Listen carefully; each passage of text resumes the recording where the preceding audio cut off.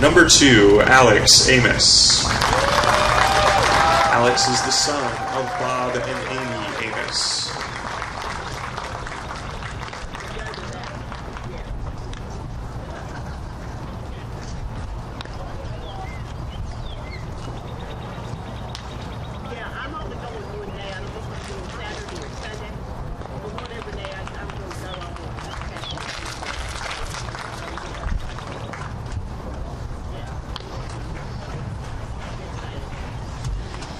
Our next senior transferred to Flagler from Urbana University when the school closed its doors last year. As a junior, he earned All-Mountain East Conference honors after leading the team in batting average with a 371 average, 59 hits, 43 runs, and 9 stolen bases. In his 2 seasons at Urbana and 1 at Flagler, he holds a .311 batting average and has 100 hits as well as 14 stolen bases. Ladies and gentlemen, from Anderson Township, Ohio, number 9, Chase Carney.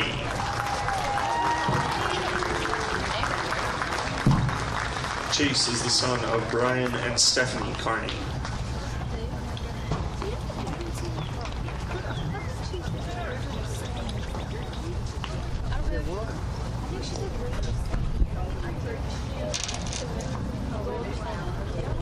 This senior came to Flagler from South Georgia State College. He has made 11 appearances on the hill with 10 starts.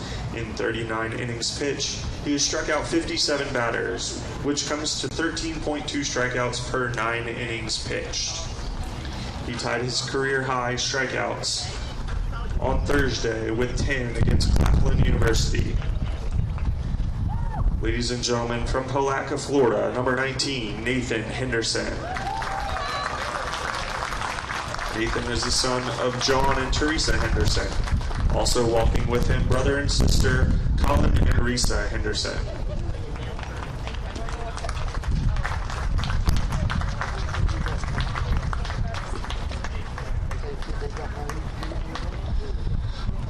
Our next senior transferred to Flagler from the University of Louisiana at Monroe. Between the two schools, he has played 57 games with 43 starts.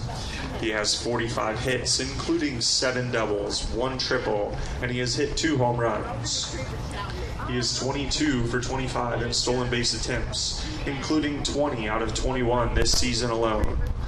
Ladies and gentlemen, from McDonough, Georgia, number 1, Jake Kaufman. Jake is the son of Chris and Susan Kaufman.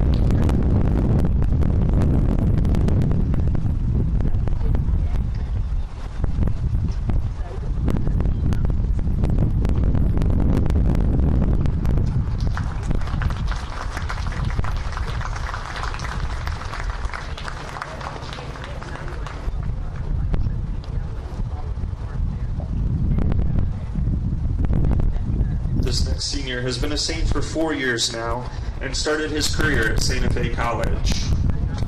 In 3 seasons with Flagler, he is 7-7 with a 5.53 earned run average. He has made 28 appearances, including 15 starts. He has 2 complete games to his credit. He had a career high 12 strikeouts in yesterday's game. Ladies and gentlemen, from Palm Harbor, Florida, number 22, Colt Mink.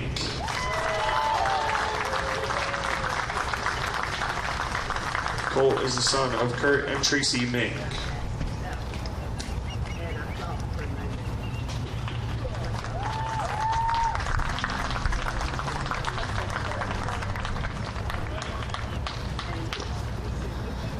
Our next senior transferred to Flagler from the University of Louisiana at Lafayette. His career batting average between the two schools sits at 300, including a .307 mark in his 2 years here at Flagler. He has 64 hits, 11 doubles, 1 triple, and 1 home run. He had a 4-hit game at St. Leo last year. Ladies and gentlemen, from Las Vegas, Nevada, number 14, Adam Mitchell. Adam is the son of James and Tanya Mitchell.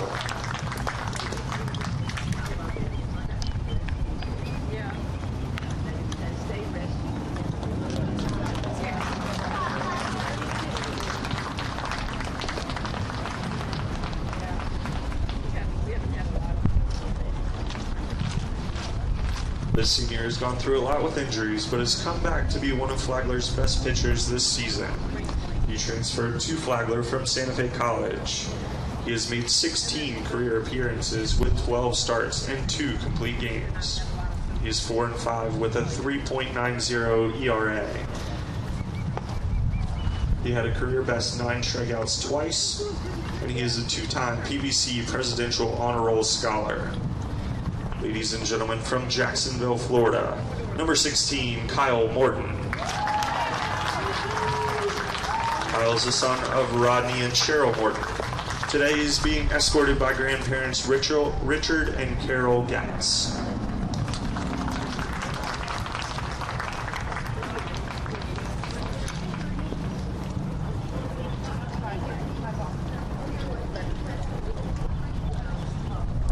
This senior transferred to Flagler from Indian River State College.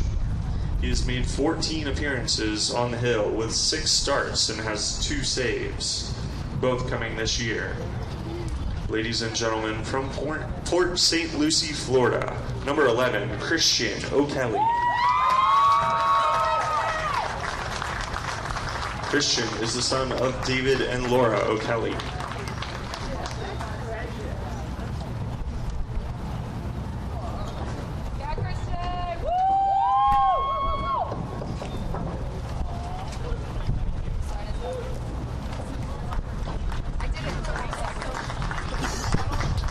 Our final senior has played all 4 years in the Crimson and Gold. He has made 39 appearances on the hill with 20 starts and had 2 complete games. He has a career record of 9-7 with a 4.97 ERA. He tossed a 4-hit shutout against Young Harris College in the PBC tournament game here as a freshman. He is a PBC Presidential Honor Roll Scholar.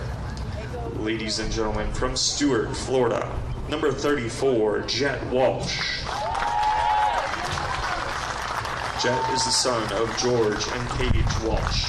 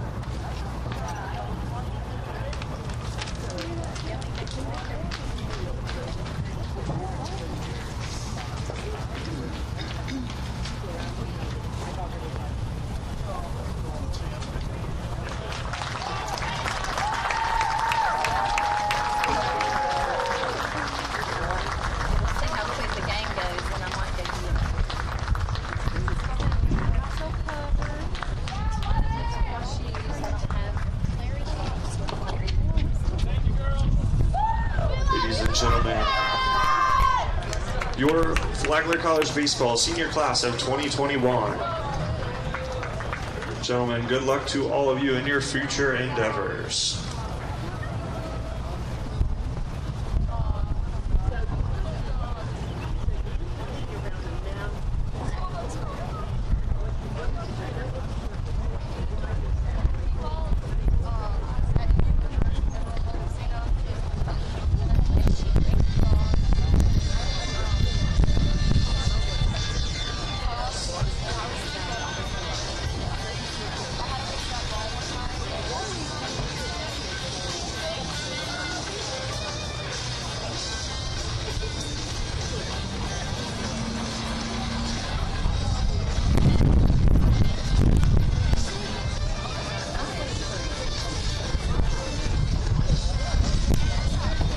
Peach Belt Conference promotes good sportsmanship by student athletes, coaches, and spectators.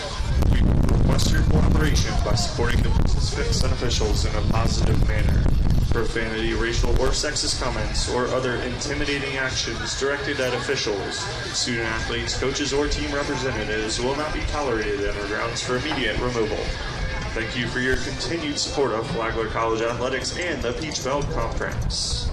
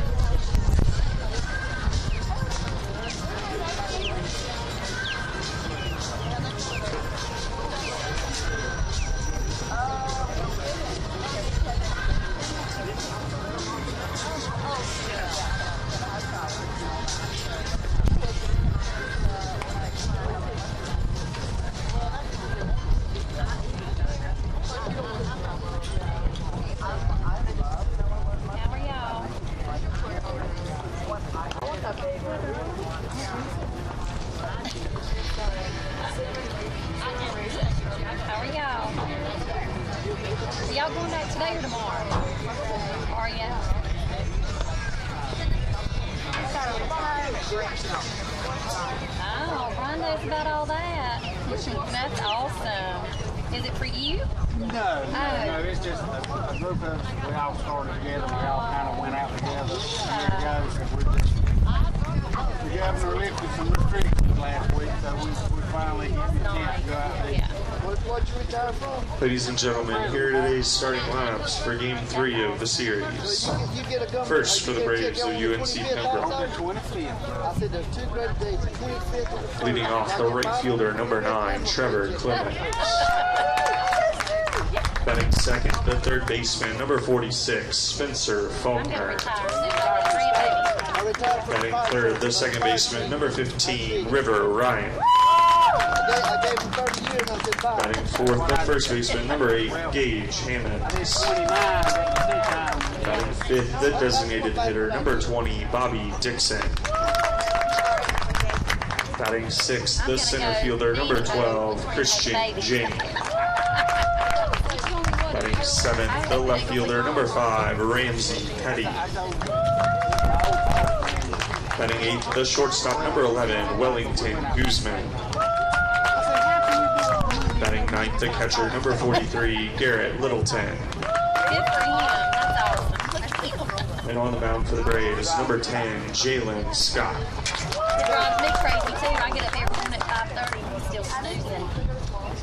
So you get you're state.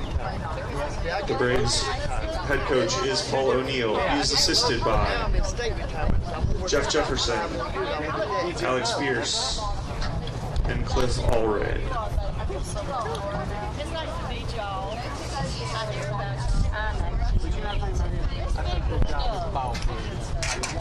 And now the starting lineup for your Flagler College Saints. Leading off, the center fielder, number 1, Jake Kaufman. Batting second, the third baseman, number 35, Donovan Garcia. Batting third, the right fielder, number 14, Adam Mitchell. Batting fourth, the first baseman, number 25, Miles Colangelo. Batting fifth, the designated hitter, number 21, Ashton Thomas. Batting sixth, the left fielder, number 9, Chase Carney. Batting seventh, the second baseman, number 3, Matthew Burke. Batting eighth, the catcher, number 7, John Fiorenza. Batting ninth, the shortstop, number 2, Alex Amos. And on the mound today for the Saints, number 32, Daniel Fisher. The head coach of Flagler College is Dave Barnett. He's assisted by Jeff Pelkey, Andrew Knight, Brooks Calvo, and DJ McCullough. Cullen Fridley is the athletic trainer. Team Impact member, Gunnar Ricks.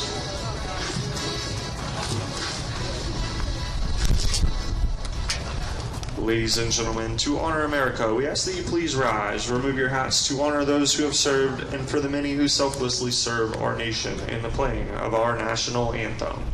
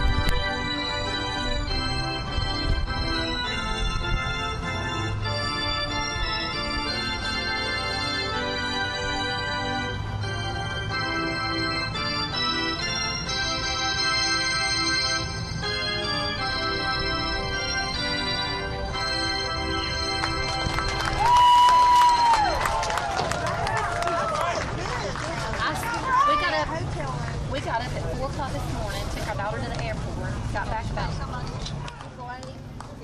8, went back to bed, got up at 4 to 11.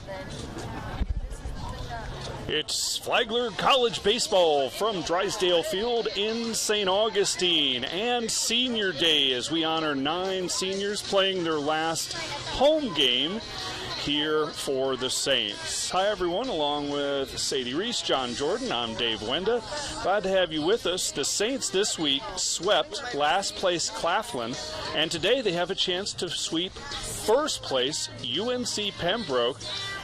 The Braves have already clinched the PBC regular season crown. They're number 14 in the nation. But Flagler is hitting its stride here in the home stretch of the season. A look at the lineups. First for the visiting Braves of UNC Pembroke, leading off and playing right field, number 9, Trevor Clemens. Batting second, playing third base, number 46, Spencer Faulkner. Batting third, the second baseman, number 15, River Ryan. Batting cleanup, the first baseman, number 8, Gage Hammonds. In the 5-hole, the DH, number 20, Bobby Dixon. Batting sixth is the center fielder, number 12, Christian Jane. Batting 7th, the left fielder, number 5, Ramsey Petty. Batting 8th, the shortstop, number 11, Wellington Guzman. And batting 9th, the catcher, number 43, Garrett Littleton. They'll face Daniel Fisher for the Saints. Fisher comes in with a 1-1 record, making his 10th appearance, his third start. Has a 3.79 ERA. He's thrown 19 innings with 17 hits, 10 runs allowed, 8 of them earned. He's walked 7 and struck out 20. So better than a strikeout an inning for Daniel Fisher, the freshman from Sewanee, Georgia. 5'11", 165, left-hander, and he'll deal with Trevor Clemens to lead off the game. Right fielder, number 9, Trevor Clemens. Yesterday, the Saints took 2 from the Braves, 5-3 in the opener, and then 11-3 in the nightcap. Flagler improved to 14-20 overall, 13-15 in the Peach Belt Conference. Pembroke drops to 27-9 overall, 23-6 in the PBC. 1-0 the count to Clemens, the right fielder.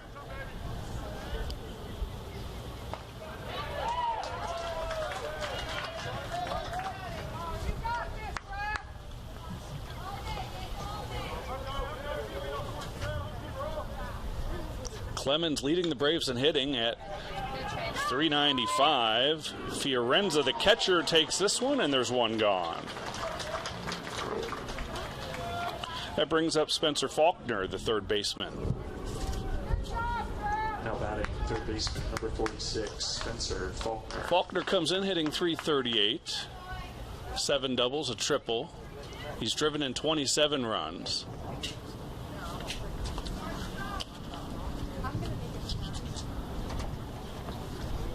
Our umpires today behind home plate, Caleb Smith at first, Robbie Joyner, and at third, Mark Morgan.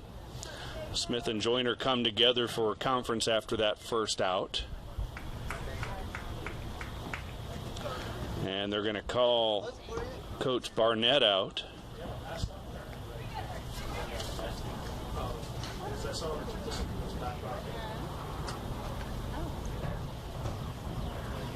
Well, yes, right now it's 172.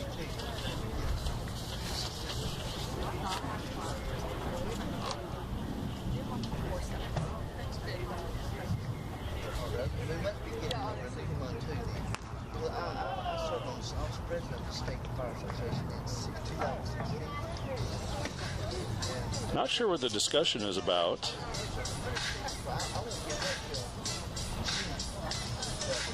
Interesting, they've not called Paul O'Neill, the Braves coach, out.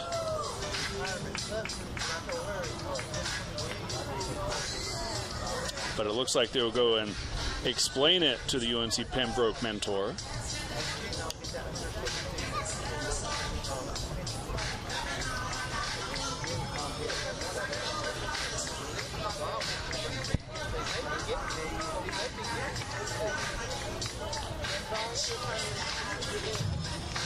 Paul O'Neill, a 1992 graduate of Appalachian State University.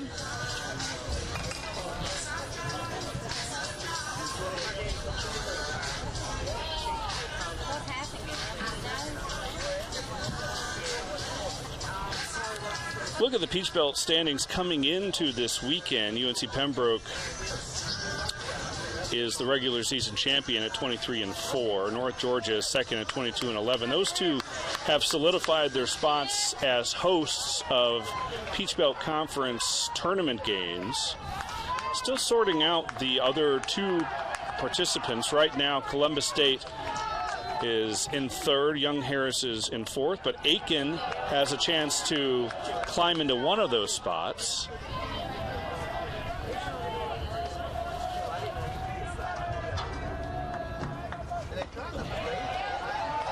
And a strike from Fisher evens the count at 1 ball and 1 strike.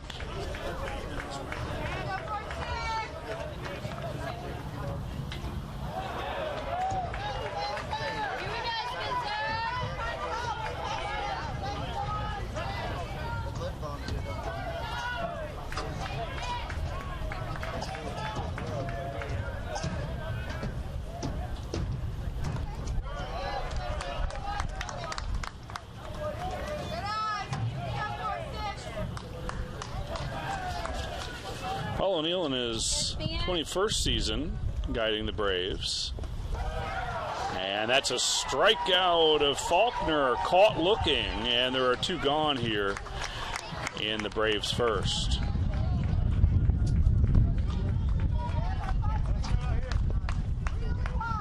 Meanwhile, Dave Barnett, the Flagler head coach, in his 34th season, 977 and 797. He's 12th in D2 among active coaches in wins.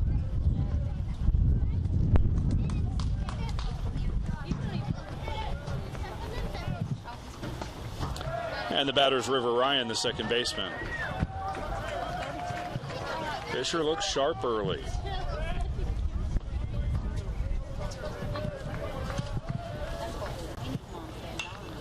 Fouled out of play, quickly 2 strikes.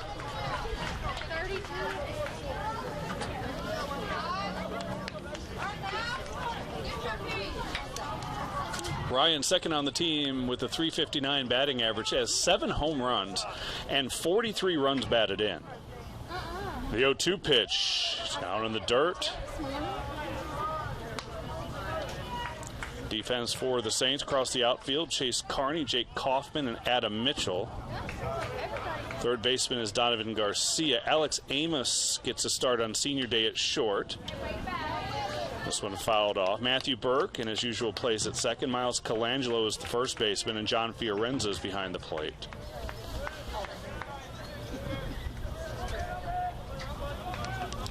One ball and 2 strikes to Ryan.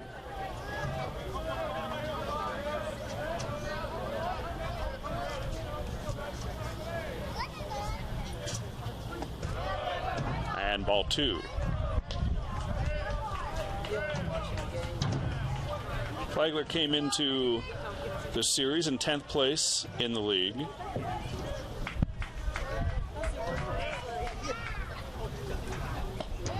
And now the count runs full.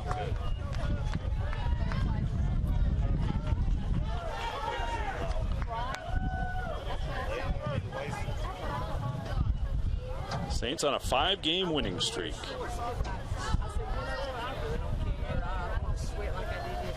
3-2 pitch. Fouled off at the plate. Ryan stays alive. Flagler will wrap up the season next weekend at Georgia Southwestern. Singleton on Friday and a doubleheader on Saturday.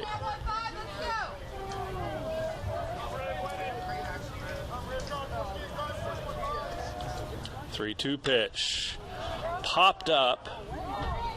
Should be easy for Kaufman. Settles under it. And the Braves are gone in order. Back with the home half of the first coming up.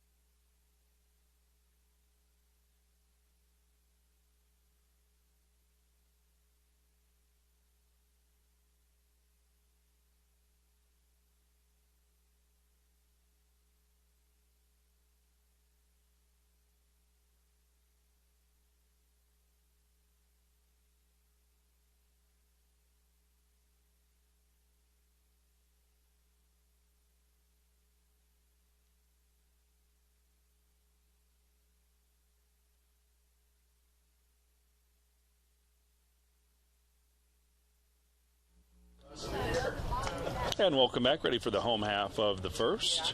For the Saints, leading off, number 1, the center fielder, Jake Kaufman. Batting second, the third baseman, number 35, Donovan Garcia. In the 3-hole, the right fielder, number 14, Adam Mitchell. Batting cleanup, the first baseman, number 25, Miles Colangelo. Leading off for this Batting fifth, Ashton Thomas, the DH, number 21. In the 6-hole, the left fielder, number 9, Chase Carney. Batting seventh, the second baseman, number 3, Matthew Burke. Batting eighth, the catcher, number 7, John Fiorenza. And batting ninth, the shortstop, number 2, Alex Amos. They'll deal with Jalen Scott, big right-hander.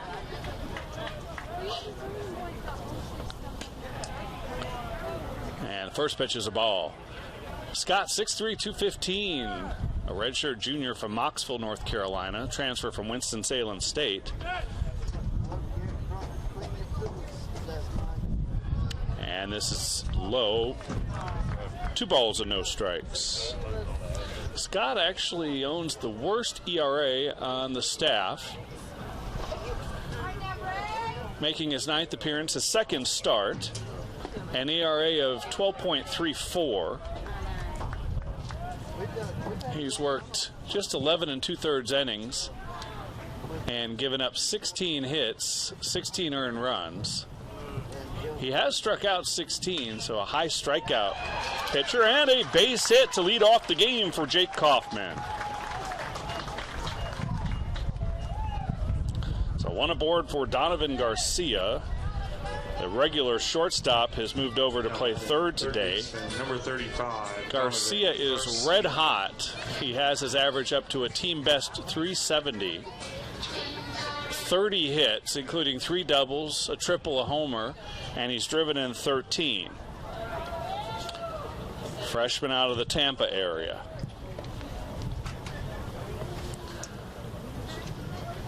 Kaufman very adept at stealing bases. He was caught for the first time in the Claflin series, but now 20 of 22 on stolen bases.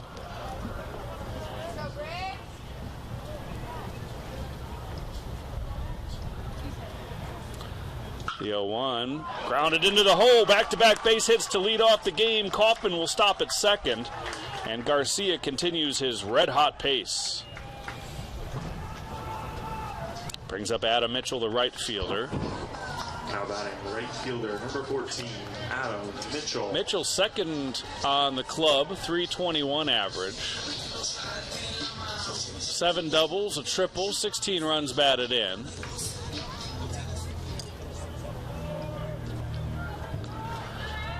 Two aboard, nobody out for the Saints here in the bottom of the first.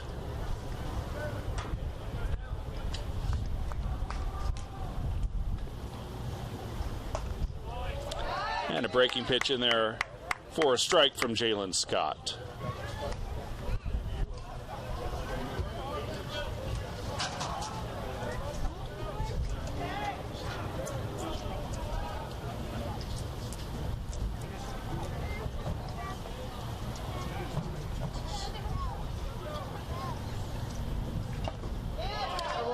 Swinging strike, and Mitchell's behind 0-2.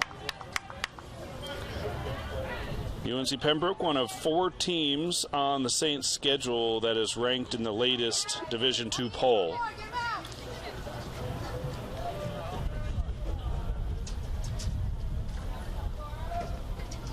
The 0-2. And a ground ball the right side. Could be 2 to second for 1, and there will not be a throw. A fielder's choice, and the Saints will have runners at the corners for Miles Colangelo.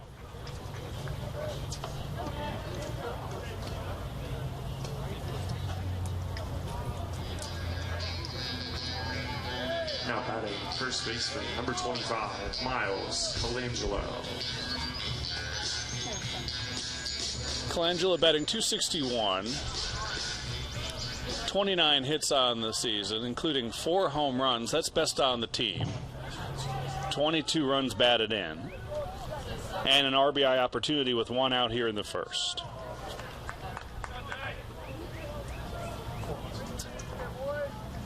Swings at the first pitch, fouls it off. Getting back to the latest D2 poll, if you followed us all season, the opening series against Missouri Southern, where Missouri Southern came in and swept the Saints here at Drysdale Field, they're ranked 8th in the country. So a tough non-conference series to open the season for the Saints.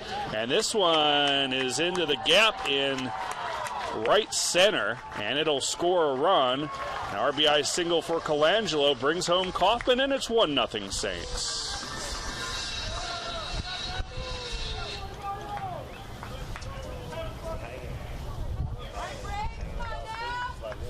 Brings up Ashton Thomas, the hard-hitting hitter, number 21. Designated hitter today. Plays first when he's in there defensively, but gets the DH assignment today.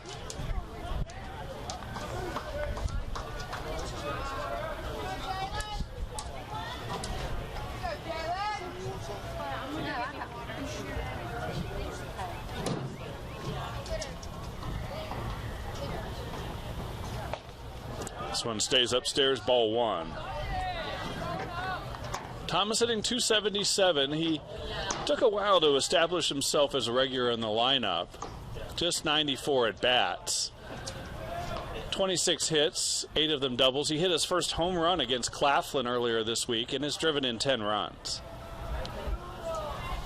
The 1-0 stays upstairs. 2 balls and no strikes.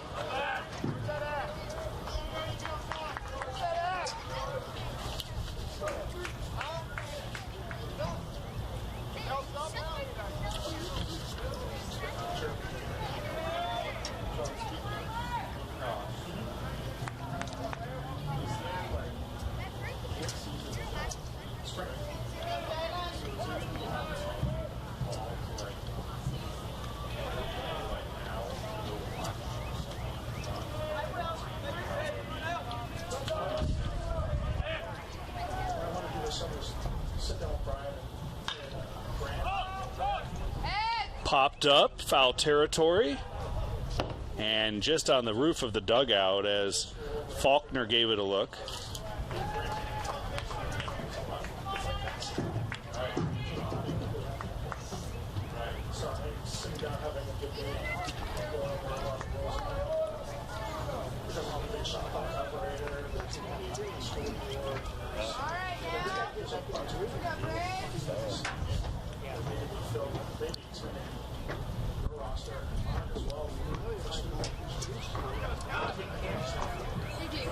Two balls and a strike, 1 out.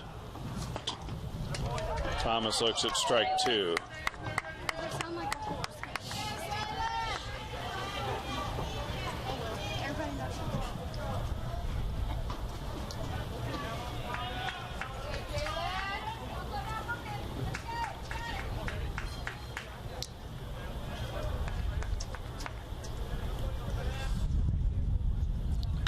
Two hammered foul. Get a good glimpse of the tantalizing power of Ashton Thomas. Dave Barnett talked about his ability to put the barrel on the ball and drive it. And you saw it right there, just needs to straighten it out.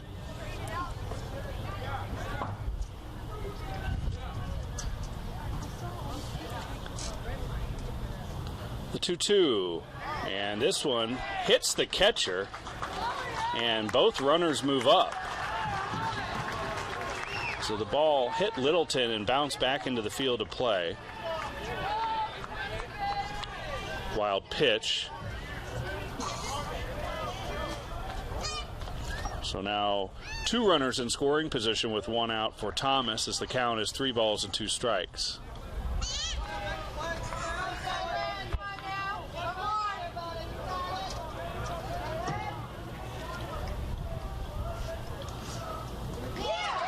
Swinging strike from Thomas. The ball goes all the way to the backstop, and Thomas will be safe at first on the strikeout. Mitchell scores, and it's 2-0 Saints. 2 wild pitches uncorked by Jalen Scott results in a run for the Saints. And that brings up Chase Carney. Fielder, number 9, Chase Carney.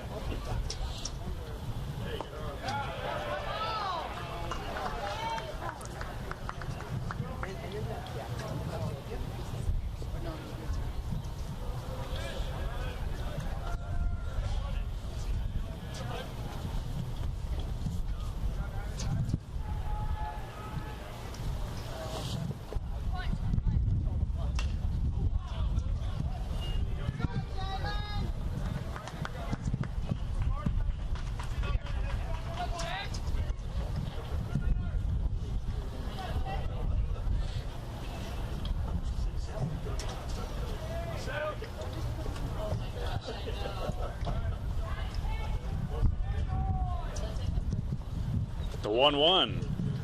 Right back to the pitcher who snags it and doubles off Thomas to end the inning, but the Saints get 2 runs on 3 hits, and they lead it 2-0 as we head to the second.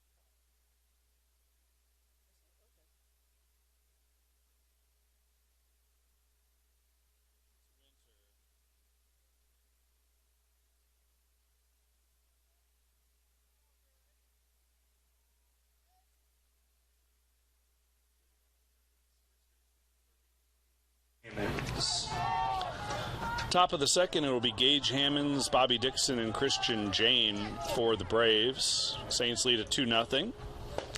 Fisher pumps in a fastball strike.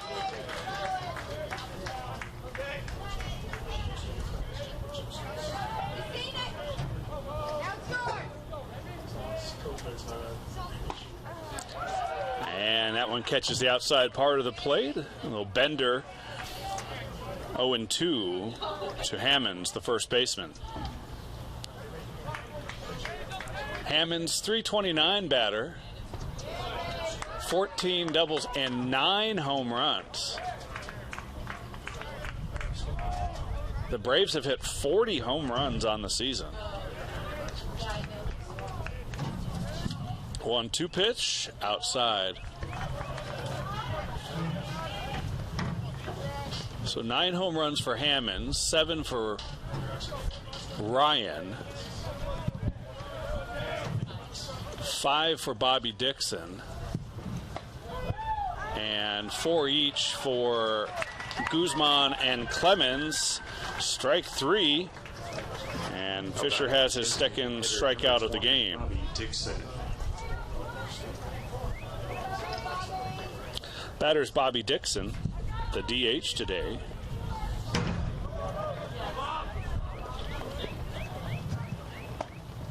That one stays upstairs, ball one.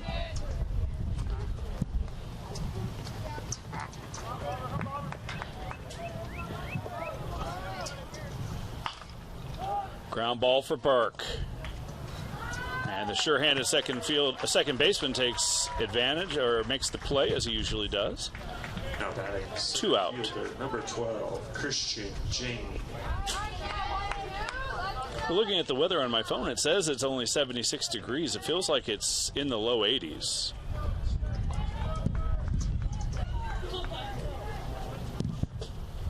Sunny, pretty day. Just a couple of clouds overhead. We've had unusually cool weather here in Northeast Florida throughout the baseball season. And it's been very enjoyable. Ground ball to first for Colangelo. And Fisher is perfect through 2-2 Saints.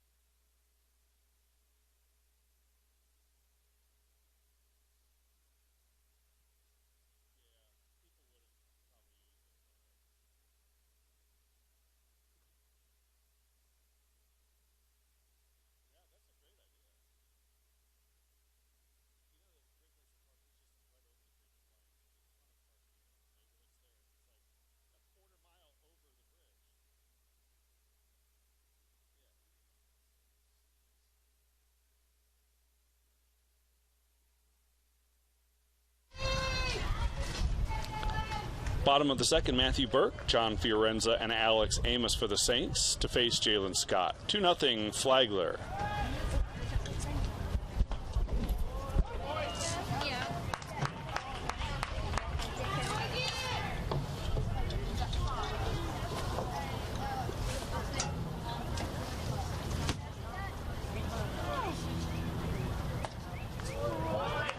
Strike 2. Burke hitting .271 with a homer and 14 runs batted in. Behind Hero in 2. And a base hit right back up the middle. Fourth hit of the day for the Saints. And again, the leadoff runner aboard. It brings up John Fiorenza. Kind of interesting, Fiorenza batting 8th and Alex Amos batting 9th. They were supposed to be mainstays in this lineup for the Saints, but both have dealt with injuries. For Fiorenza, it's a ligament in his thumb, and Amos has a wrist injury dating back to his days at Pitt.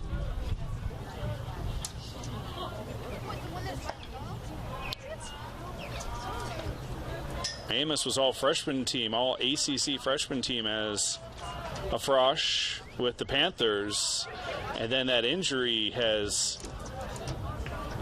chipped away at his production. Transferred in here to Flagler and was supposed to be the starting shortstop, but the wrist preventing him from swinging the bat effectively. He's still a great defender and getting the start here on senior day.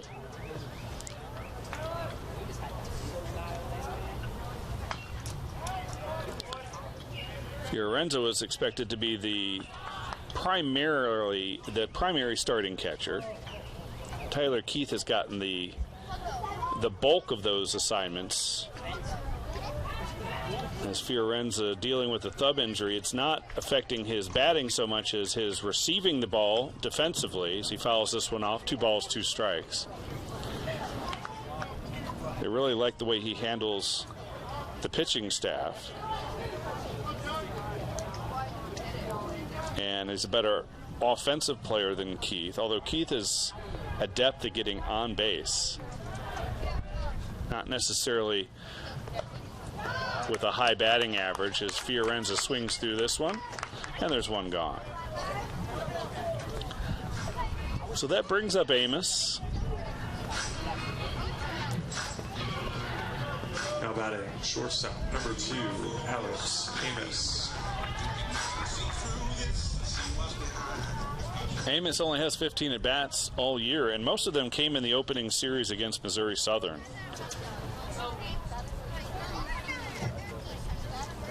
Shows bunt, pulls it back.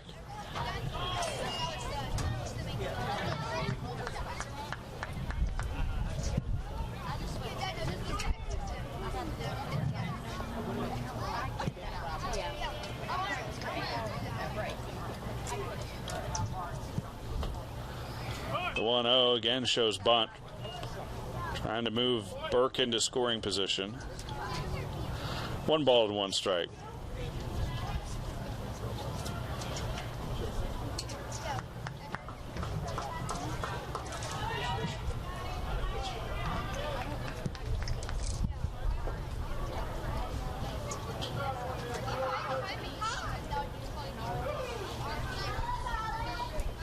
The 1-1. Pulls back and takes ball 2.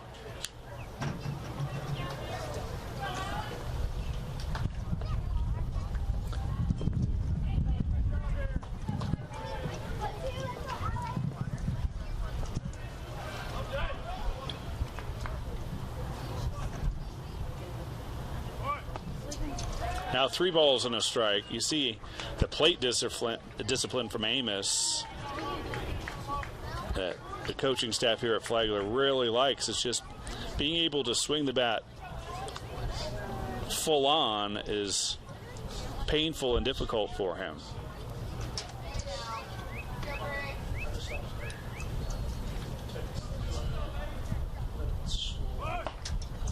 This one's a strike on the outer half. That runs the count full. 3 balls and 2 strikes.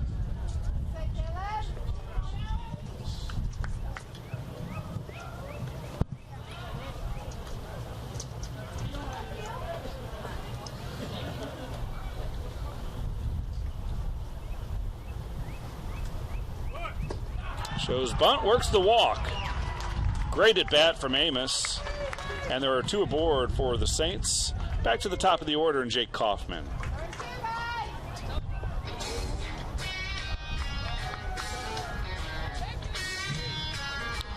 Now batting center fielder number 1, Jake Kaufman. Kaufman led off for the Saints with a single. Came around to score.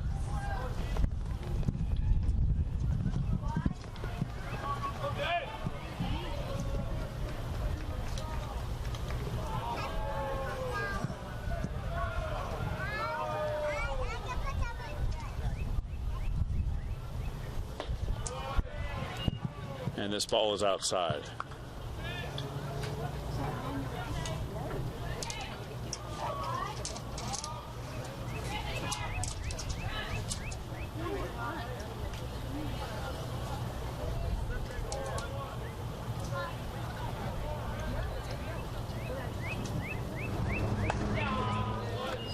Two and 0. Kaufman, a senior transfer from Southern Union State Community College.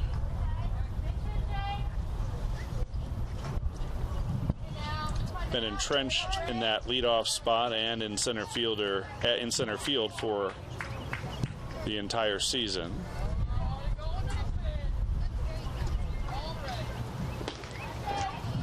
Three and 0.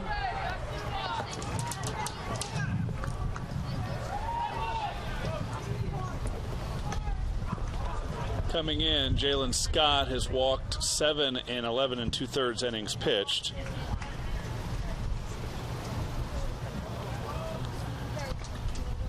And he's walked his 8th batter of the season here. Now finds the strike zone to make it 3-1. Starting to see some stirring in the Braves bullpen. Here with 1 out in the second.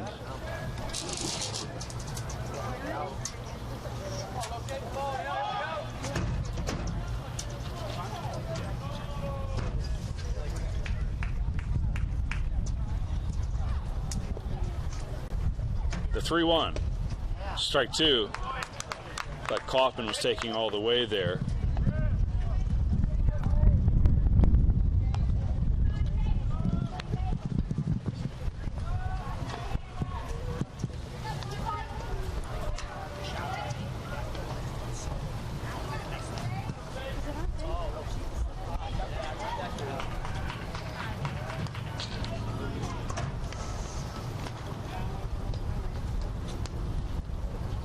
Here's the payoff. Ground ball, could be 2. To second for 1, a spin and the throw, and that throw gets away. And sprinting home and scoring is Matthew Burke, 3-0.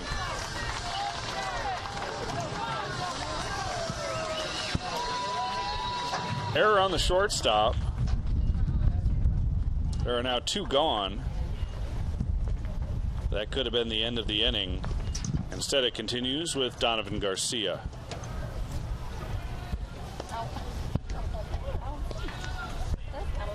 Now batting, third baseman, number 35, Donovan Garcia. Garcia singled his first time up. Leading hitter for the Saints.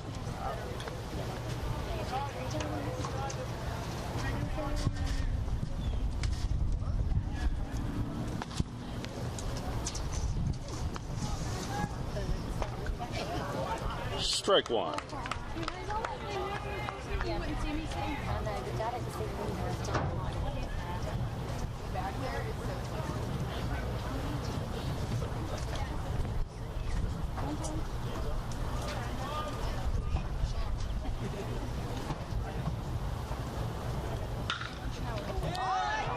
Flown into right field.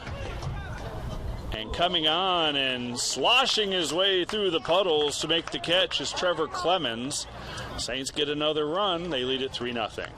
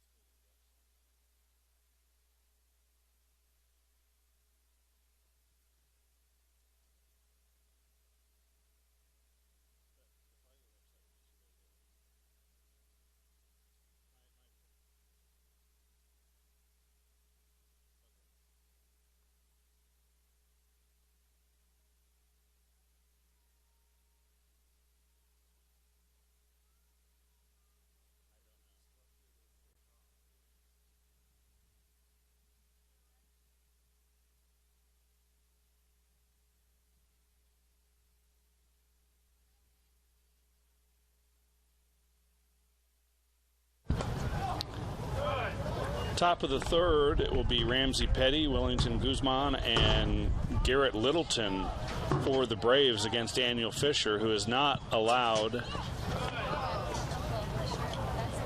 a base runner.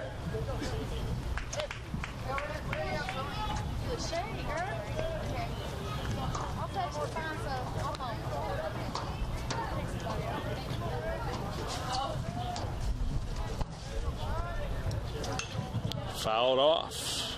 1 ball and 2 strikes.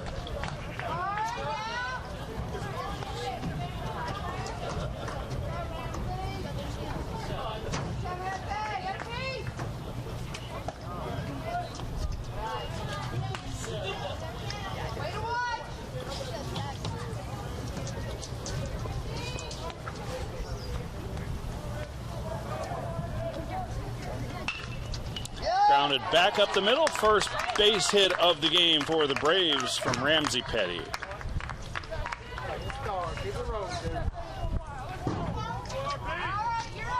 Now batting the shortstop, number 11, Wellington Guzman.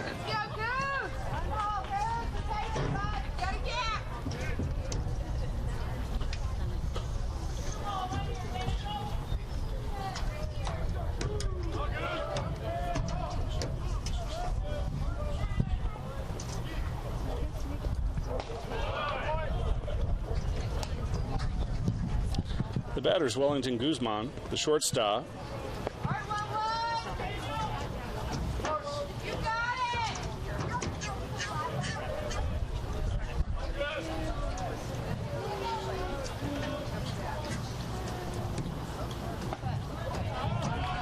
One ball and 1 strike.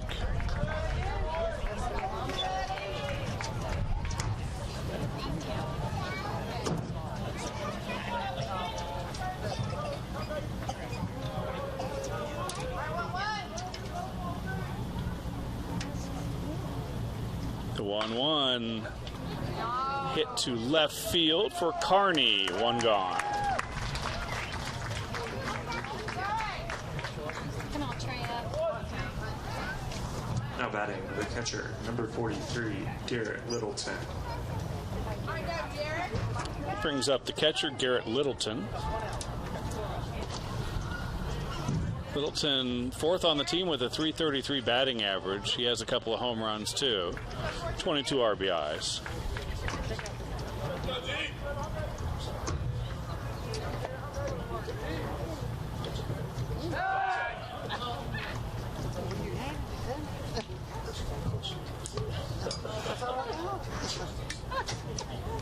You might hear that all the time.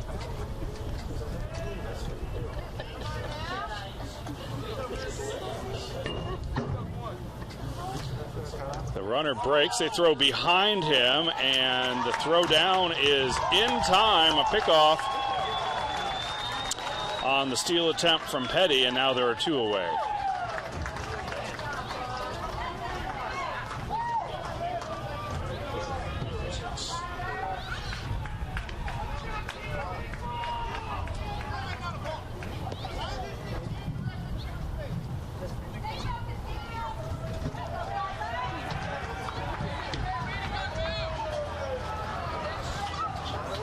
Home cooking!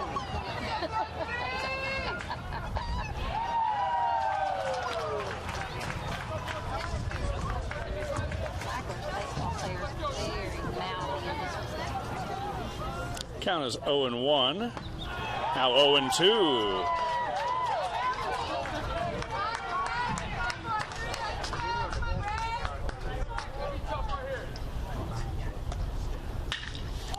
Ground ball to short. Amos. And the Braves are retired. Still 3-0 Flagler on Senior Day.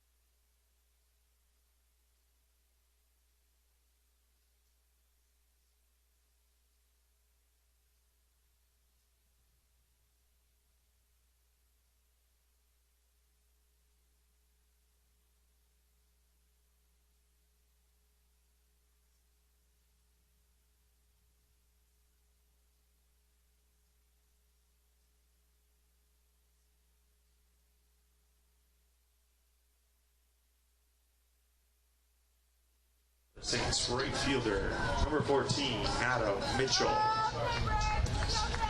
Saints up 3-0, top of the third. Due up, Adam Mitchell, Miles Colangelo, and Ashton Thomas.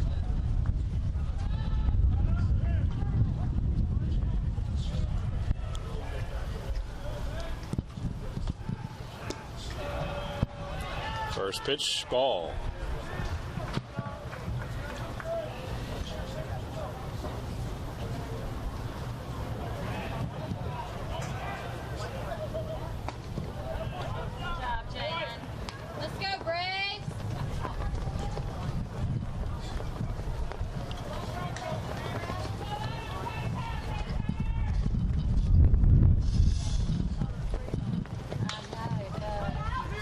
Slow bouncer to third. Faulkner pulls the first baseman off the bag. It's another error, second of the game for the Braves, and Mitchell is aboard. Now batting, first baseman, number 25, Miles Colangelo. Miles Colangelo comes up. He singled his first time up.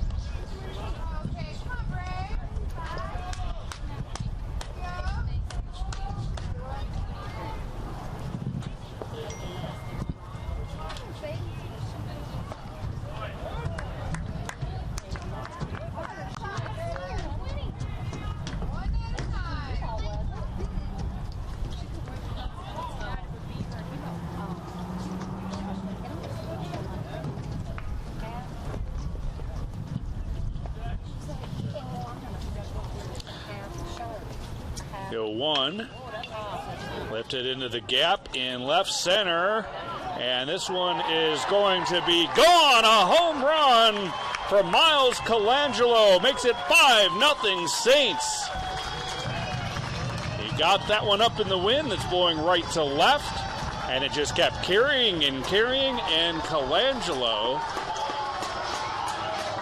picks up his 5th homer of the season. That's best among the Saints.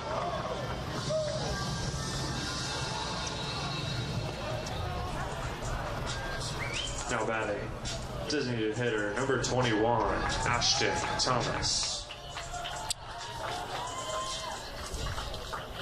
And so a visit to the mound, that could be it for Jalen Scott, who's given up 5 runs on 5 hits. He's been let down a bit by his defense, which has committed 2 errors. But you figure a guy who's only thrown 11 2/3 innings coming in at this point in the season probably wasn't going to go very long. Kind of an opener strategy, I imagine, for Pembroke. Although they have not summoned anyone in from the bullpen.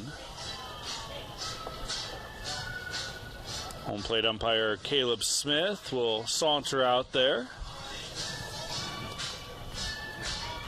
A very long meeting.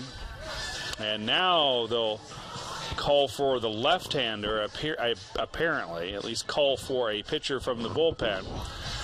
And we'll tell you about the new hurler when we come back.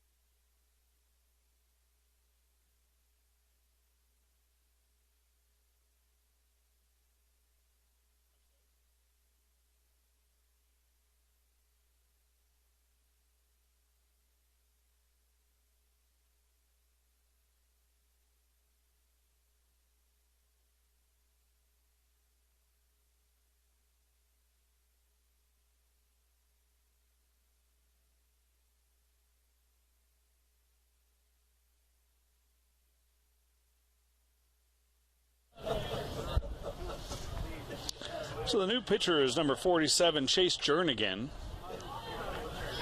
Jernigan, a lefty, 6 foot, 205-pound freshman from Fayetteville, North Carolina. Not far from the Pembroke campus. And the batter is Ashton Thomas.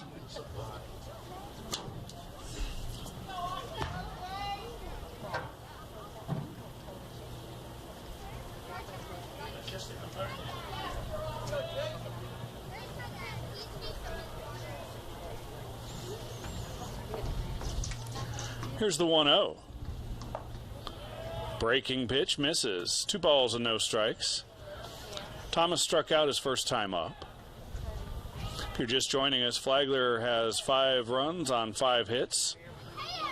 Miles Colangelo with the 2-run home run in this inning. And chopper to second for Ryan for the first out of the inning.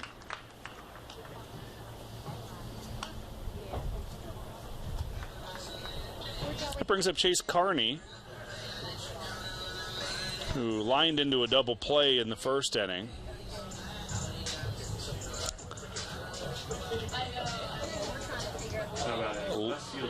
Lined might be a bit strong, maybe a little generous. He kind of just floated one back to the pitcher, Scott, who then doubled off Thomas, who even though had struck out, had reached first when the ball scooted away and he was able to beat it out. That ended the first inning. Fouled back into the screen.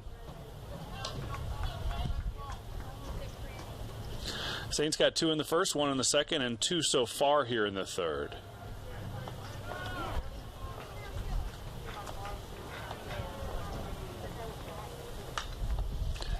And another foul ball, 1 ball and 2 strikes.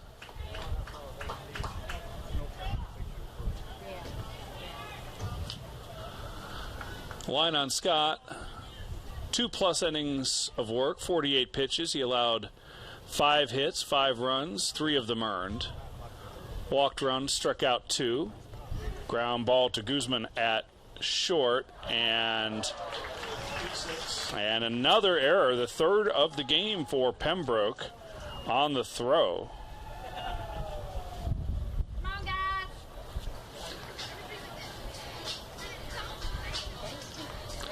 That's the second one against Guzman. All the errors have been throwing errors.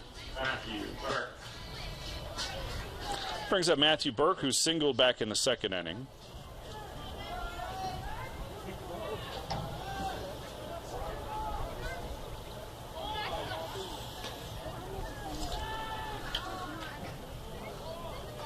I'll check on Burke. He's stolen 3 bases in 4 attempts. Saints have gotten more aggressive on the base paths throughout this solid streak of baseball they played. Hot shot to third, could be 2, and it is. So the defense finally picks it up and gets the double play to end the inning. But the Saints get a couple more on the home run from Colangelo. They lead it 5-0.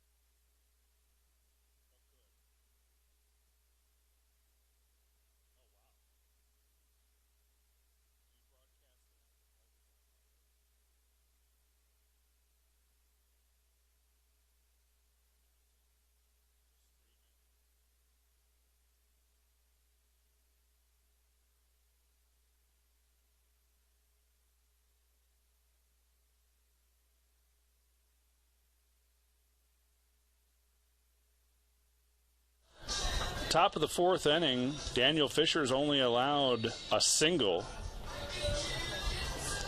And that man, Ramsey Petty, was picked off, caught stealing. Leading off the Braves, right fielder number 9, Trevor Clemens. And back to the top of the order for UNC Pembroke, Trevor Clemens, Spencer Faulkner, and River Ryan.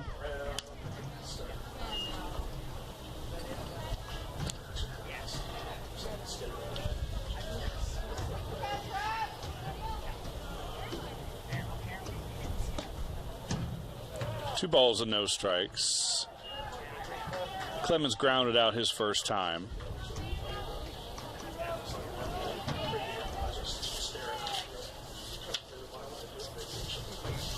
Two and 0, swung on, popped up into short left field, long run for Carney, who makes the catch.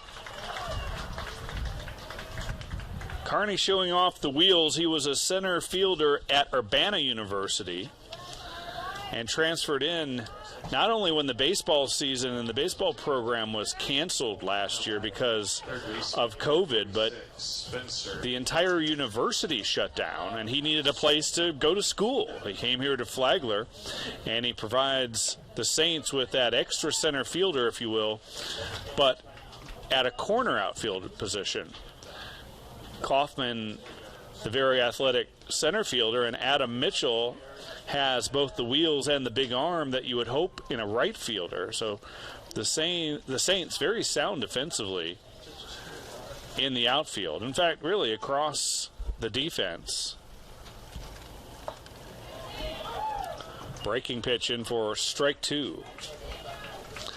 Yesterday, the Saints took 2 from first place Pembroke. 5-3 in the first game. Ground ball for Burke.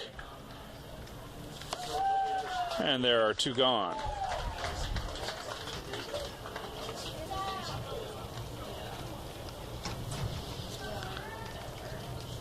Saints got 11 hits to score those 5 runs. Kyle Morton pitched to Jem 8 innings, scattering 7 hits. He allowed just 1 run. Walked 4, struck out 6. And then got relief help from Nick Pfeiffer, Jet Walsh, and Noah Allen. This one is high and tight to River Ryan. And then the Saints offense continued its hot ways. 13 hits in the nightcap, an 11-3 win.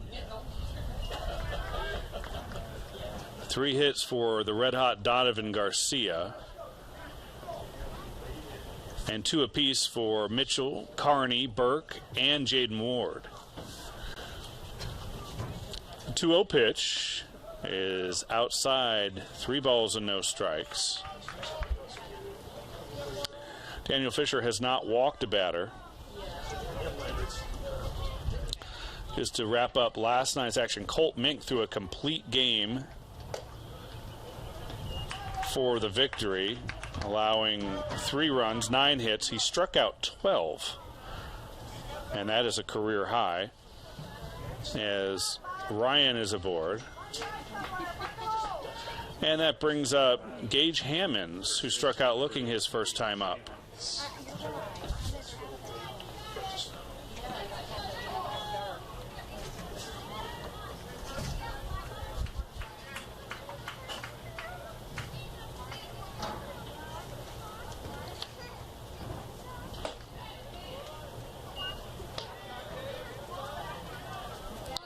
First pitch ball to Hammonds.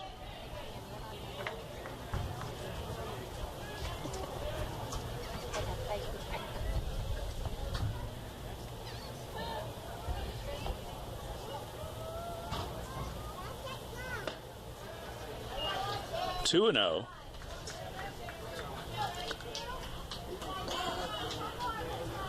Fisher has struggled to find the strike zone here to start off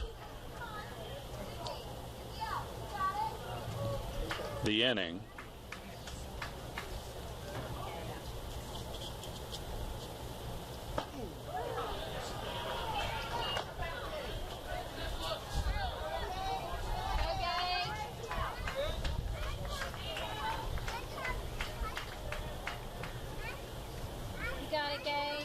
2 balls and a strike.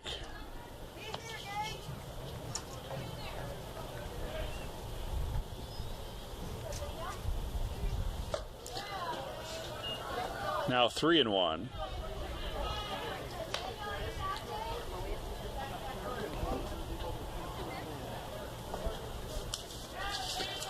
Saints have won 3 of their last 4 series, starting with taking 2 of 3 at Francis Marion at the beginning of the month. Then they came home after a couple of week break. The series was delayed.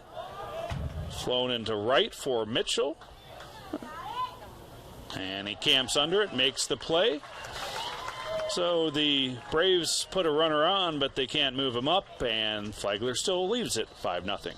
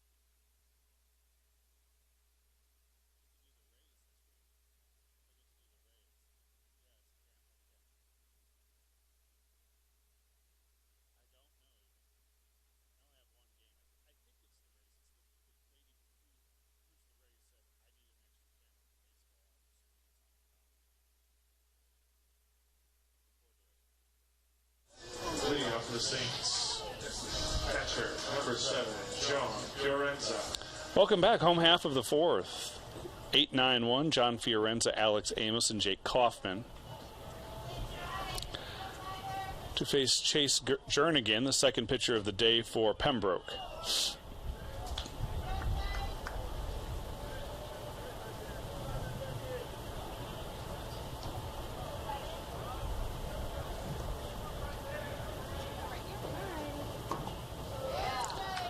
Swings through it, strike 2.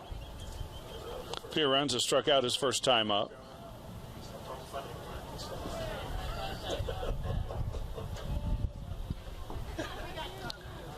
Fiorenza, 6 foot, 195-pound junior from Beverly Hills, Florida. Transfer from the College of Central Florida in Ocala. Ball 1.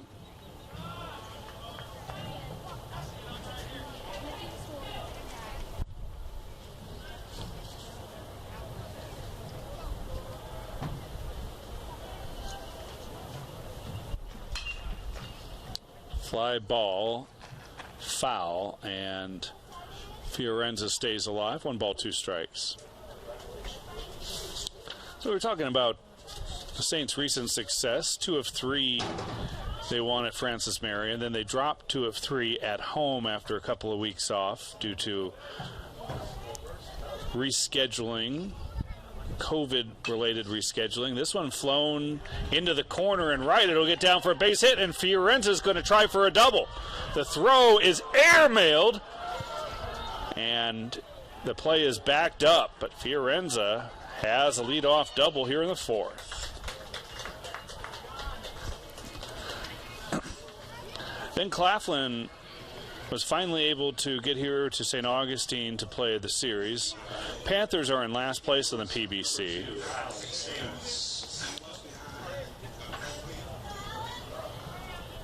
On Wednesday, the Saints beat them up 11-1, and then on a Thursday doubleheader in the opener, trailed the entire game until there were 2 outs in the ninth. They tied it and then won it on a walk-off hit from Mitchell.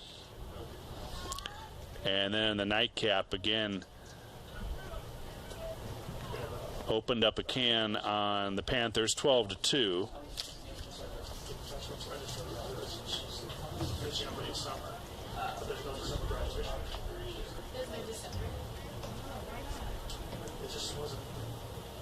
Showing bunt is Amos. In the second inning, with the runner aboard, Amos had a fantastic at-bat,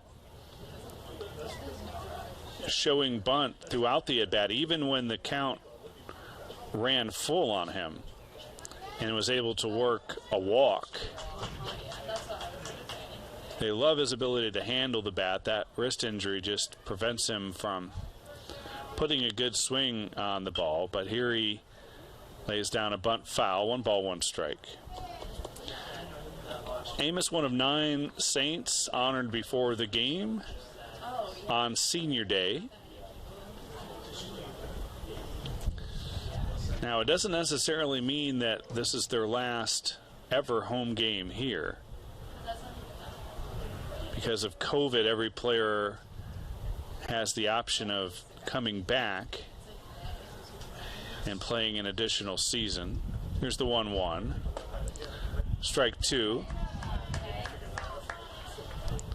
And that's part of the problem with the Saints' early season struggles, is that they had good players who would be mainstays in the lineup transferred to other programs. In fact, 3 players transferred to Division I programs, and Amos fouls out.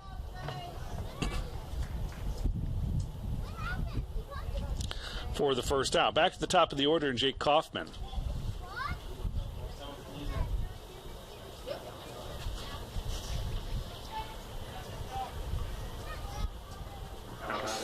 Center fielder, number 1, Jake. If you look at a guy like Aaron Anderson, who, if the baseball draft had been its usual number of rounds and not shortened to 5 rounds, likely would have been drafted last year. He still had the option of coming back and playing for Flagler, but he had completed his studies, and Flagler does not have a graduate school. So Anderson transferred to Liberty University, a D1 school, and he leads them in batting average. Go back to this, especially COVID. That's like juniors graduating because of that. 2-0 is the count to Kaufman, who is 1 for 2 today. He singled and scored in the first and grounded into a fielder's choice in the second.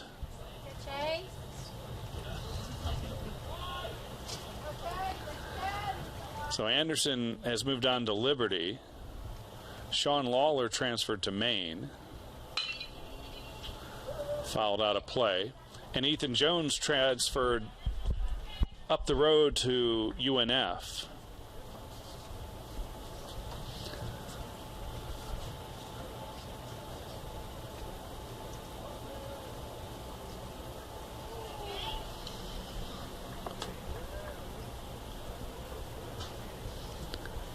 Two balls and a strike.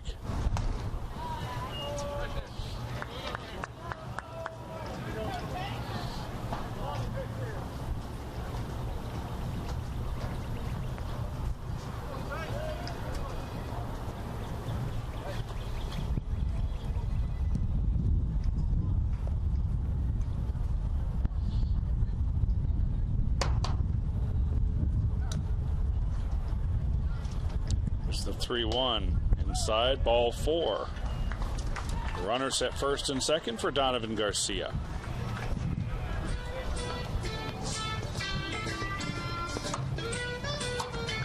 Now batting third baseman, number 35, Donovan Garcia.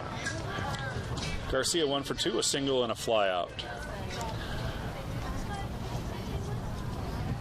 We talked about the present of the program. 9 seniors playing here on Senior Day, and the past of the program with transfers like Anderson, Jones, and Lawler. Garcia certainly represents the future of the program. Ball 1. Freshman leading the team in batting, 370 coming in. And that number will just go up with the 1 for 2. Plays a good defensive shortstop today at third base, making room for Amos in the lineup. Swings through a pitch, 1 ball, 1 strike. His brother Griffin Garcia is also a freshman, a catcher and outfielder who hasn't played a whole lot.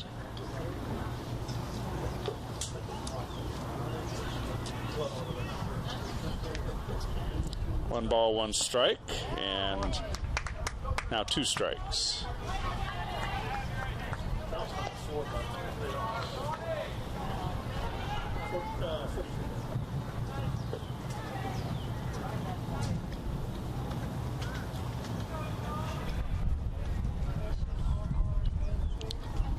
Garcia behind 1 and 2. Takes that one inside.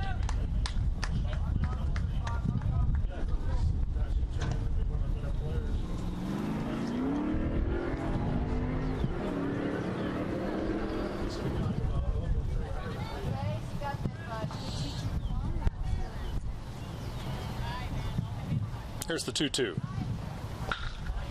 Hammered into left center, and this one will go nearly to the track. Fiorenza scores.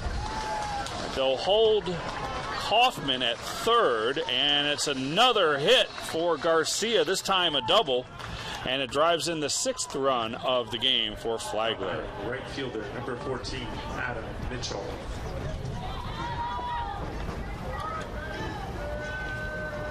Brings up Adam Mitchell, who has scored twice today. He's 0 for 2. Reached on a fielder's choice in the first and on an error in the third.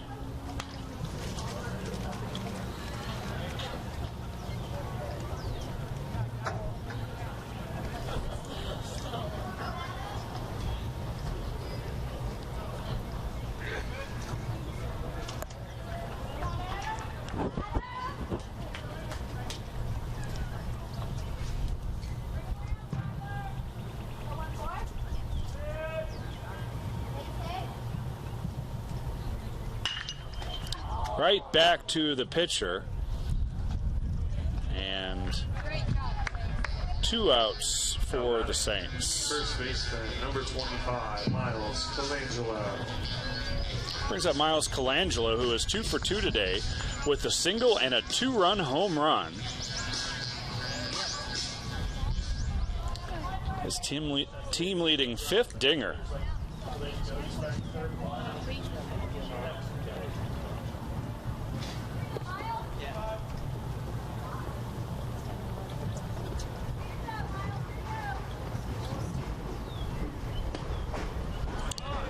First pitch misses, ball 1. Saints lead at 6-0. Base hit here could really break it open.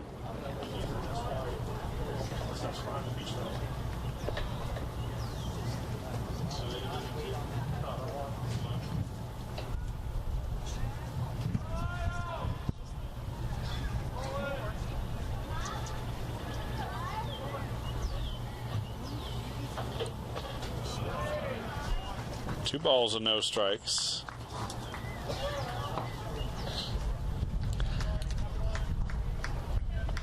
Colangelo, fairly versatile, could play either corner infield spot.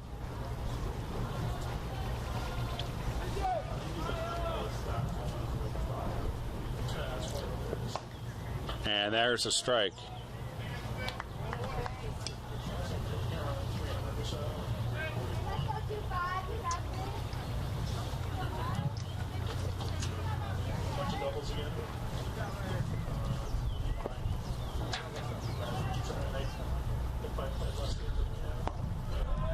Now 3 balls and a strike.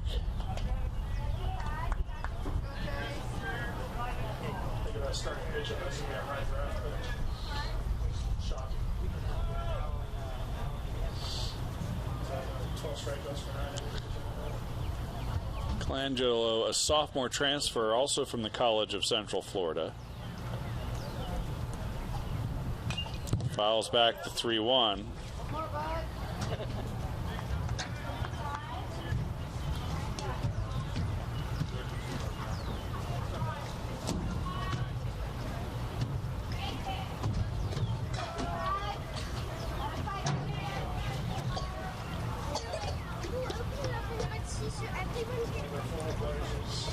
Three balls, 2 strikes, 2 outs. The payoff pitch. Strike 3 call. Colangelo thought he had the walk. Instead, the inning is over. But the Saints pick up another run. They lead at 6-0.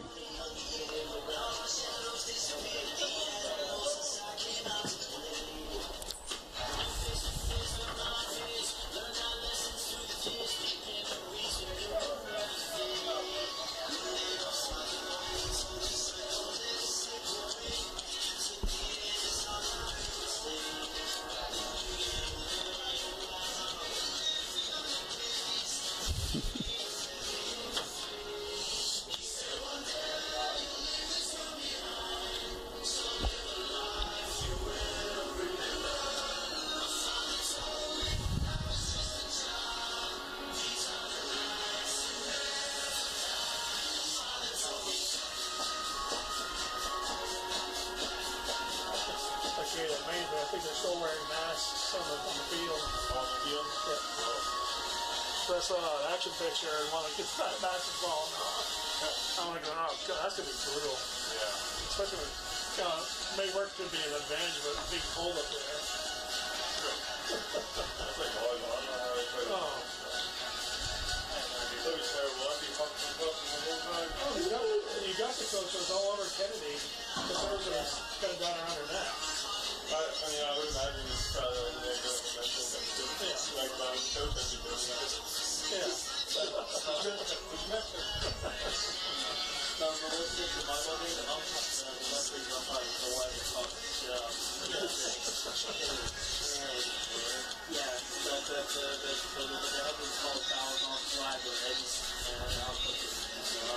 There's just no ball handling errors. And, Matt's calling for me, and he goes, "Oh, wow." There should have been like 3 or 4 ball handling errors that weren't there.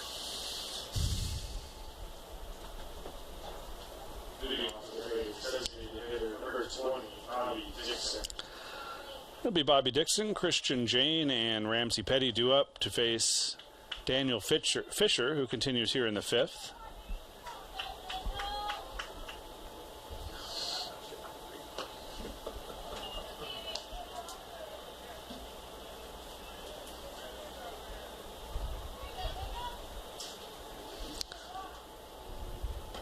Fisher's thrown 54 pitches, allowed just 1 hit and 1 walk. He struck out 2. Against a very good Pembroke lineup that's hitting .319 as a team.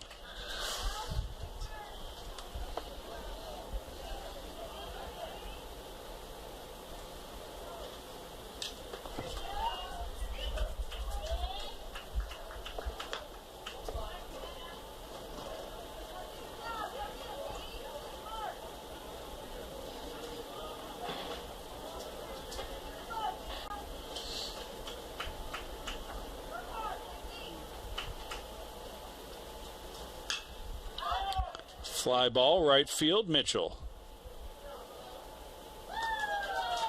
And you may not be able to see it from our high home camera, but still some puddles. We had heavy rains here overnight in the St. Augustine area.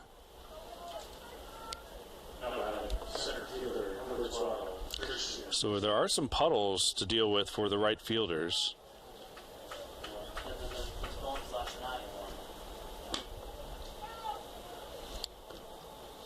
This is Christian Jane, who's 0 for 1.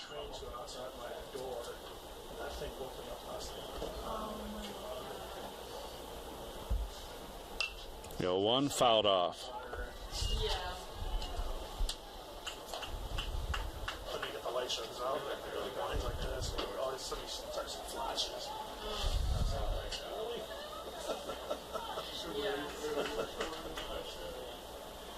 Touch me this mask.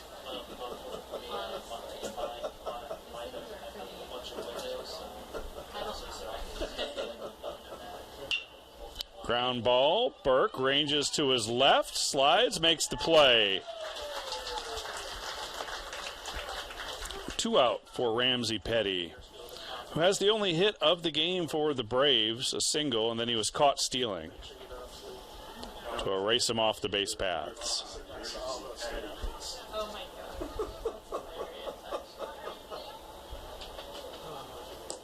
Fisher working quickly. Take a picture because we got the longest road trips. Take a picture of some of the girls that are sleeping on the bus with her masks on. Swings through one, strike one.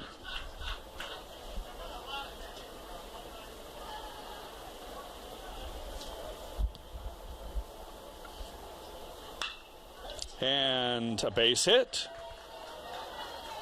A 2-out base runner.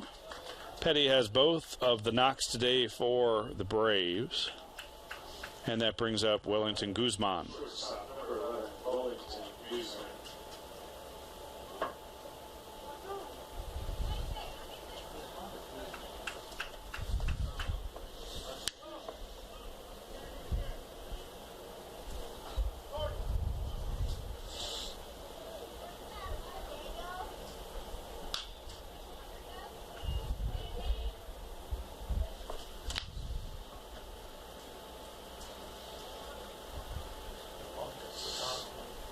Just outside West Palm Beach, and we had our soccer teams at. Bad memories of that. The scoreboard, no clock. I think he had a stopwatch for the time. Strike two. You're from Wellington Green Mall. Yeah. It's right behind there. This is where they have the polo grounds. Oh my gosh. I think I've actually been here before. Yeah.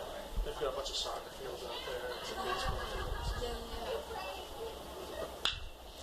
This one hit into the gap in left center. Kaufman dives but can't make the catch. They're going to wave Petty around. He'll score without a throw. It's an RBI double for Guzman, and Pembroke is on the board.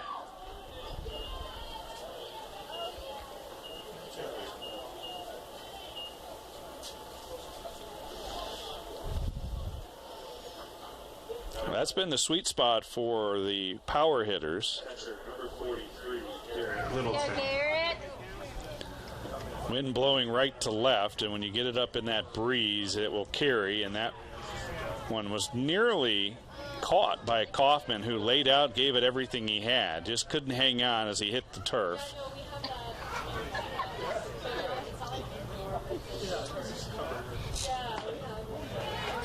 And a first pitch strike to Garrett Littleton, who's 0 for 1.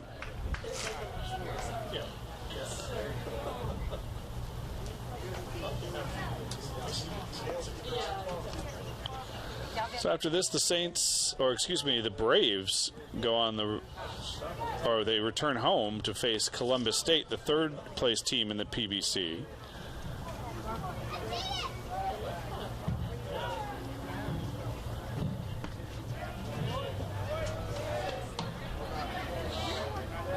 One ball and one strike to Littleton.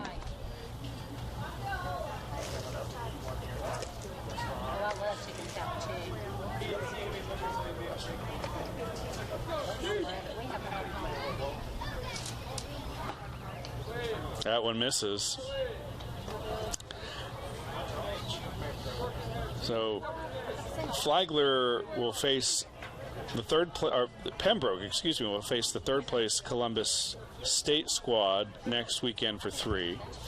And that wraps up their regular season. Chopper to third. Garcia charges it, makes the throw, and the inning is over. But the Braves get a run on a couple of hits. It is 6-1 Flagler.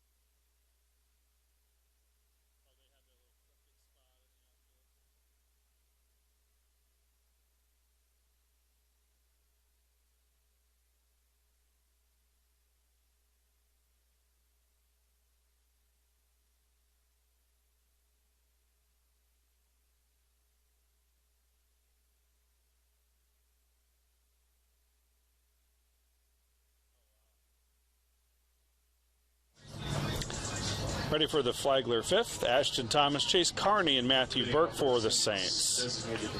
Flagler up 6-1, trying to sweep the first place Pembroke Braves.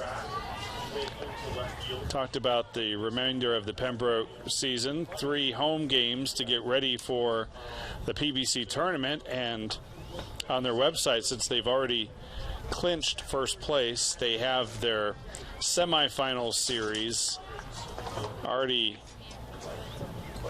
scheduled for Sammy Cox Field in Pembroke, North Carolina.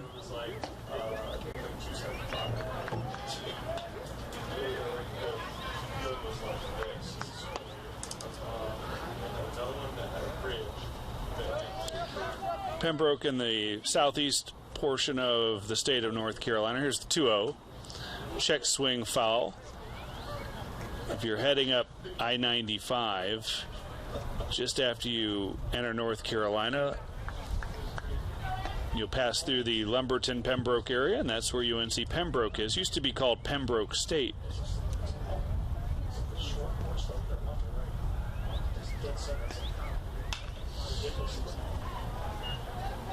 Among their notable alumni, Kelvin Sampson, well-traveled college basketball coach, was coached at Oklahoma and Indiana University. Now the very successful coach of the University of Houston. 2 balls, 2 strikes. Base hit for Thomas.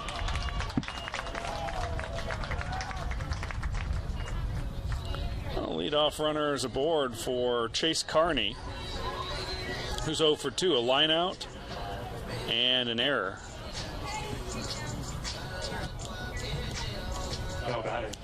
And now a visit to the mound, and this may do it for Jernigan.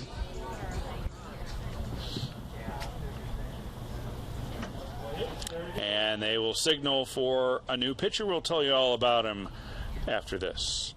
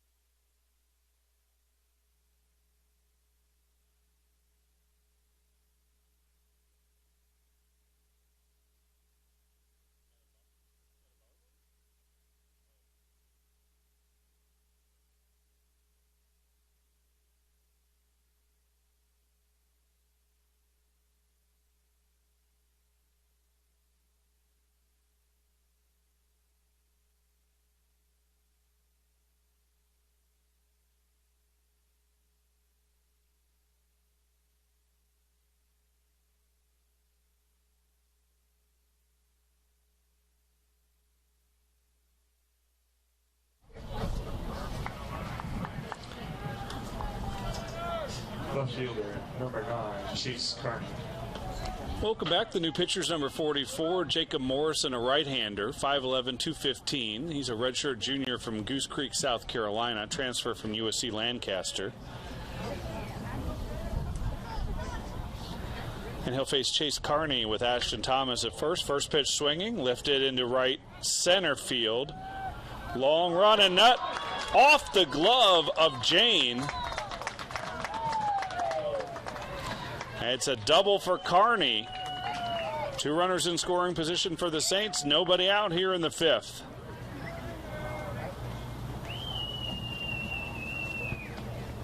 Brings up Matthew Burke, who's 1 for 2 today. Now batting. Second baseman, number 3, Matthew Burke. I agree completely.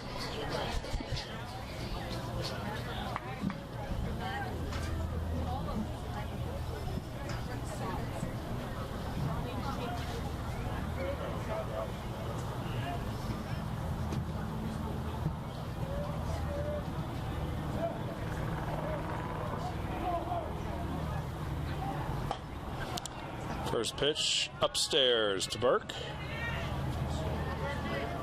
Saints have scored in every inning so far. 2 in the first, 1 in the second, 2 in the third, and 1 in the fourth. Looking to keep that streak continuing here. This one hammered just foul. That would have scored 2. Instead, a long strike. 1 ball and 1 strike.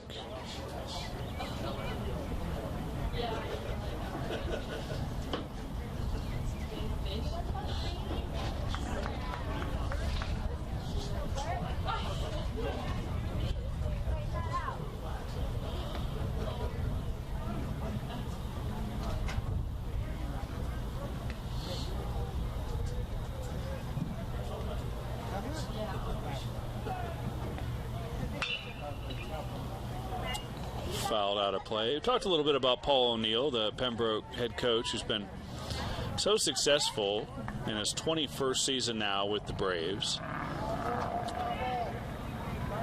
He's guided Pembroke to 30-win seasons in 13 of the last 16 years, including 40-win seasons in 2011 and 2017. Burke just gets a piece. He's the all-time winningest coach and has been for 10 years.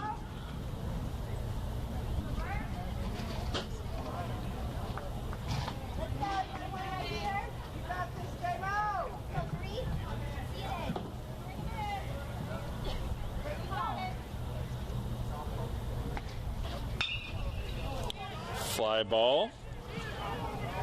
Short left field, not deep enough for Thomas to tag, and there's 1 out.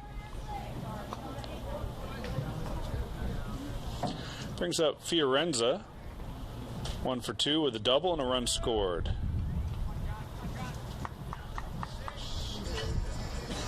How about the catcher, number 7, John Fiorenza. Looking at Jacob Morrison's numbers, this is his 13th appearance. He's made 9 starts. He's 5-1 with a 6.02 ERA, 49 1/3 innings pitched. He's giving up 58 hits, 33 earned runs, struck out 34. So not huge strikeout numbers.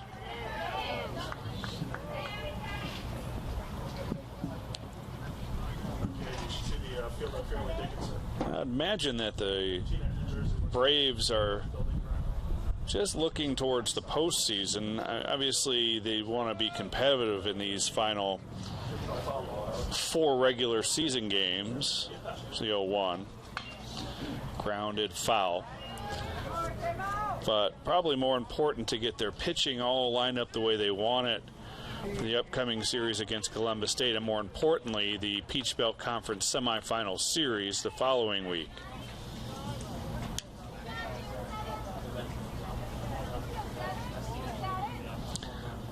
The wind is blowing straight out to center field.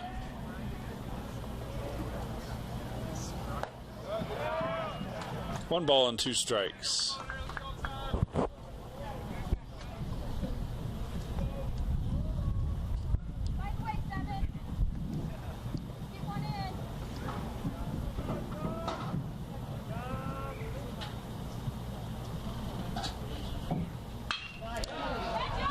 This one lifted to center, and it's over the head of Jane. This will score 2 runs.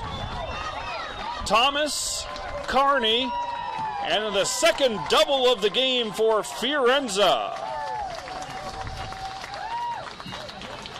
Makes it 8-1, Flagler.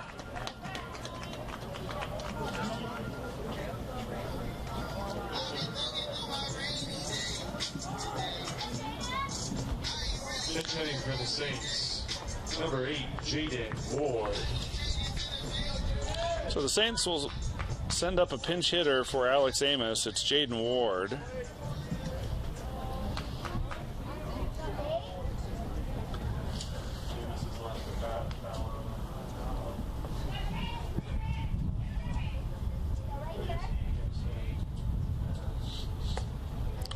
Check swing, and no, he did not. He went around, strike 1.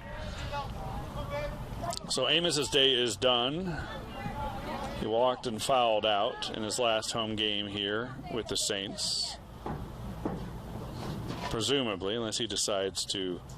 They always say, like, you never remember your last time. Everyone's mine was a strikeout. Yeah. So was mine. Slider away.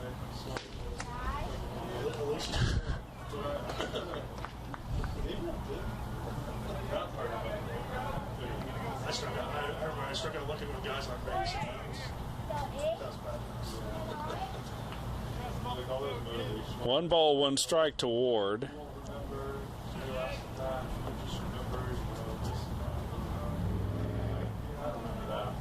Be interesting to see how Dave Barnett and his staff play this defensively. Ward is the regular starting third baseman and Garcia the regular shortstop, so you would think that Garcia would slide over to short and Ward would play third, but Ward has played some short, so he may just do a straight replacement of Amos and go in at short. We'll let you know.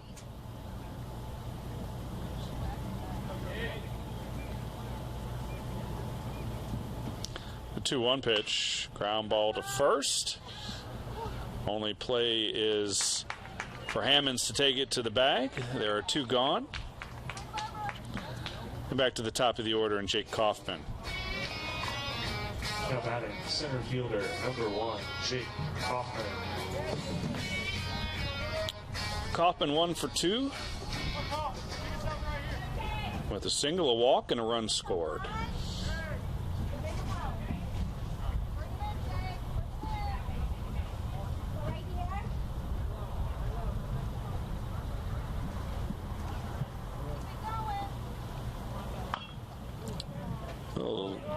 Nubber to the pitcher, and Kaufman is retired, but the Saints get 2 more on the double from John Fiorenza, and they lead at 8-1.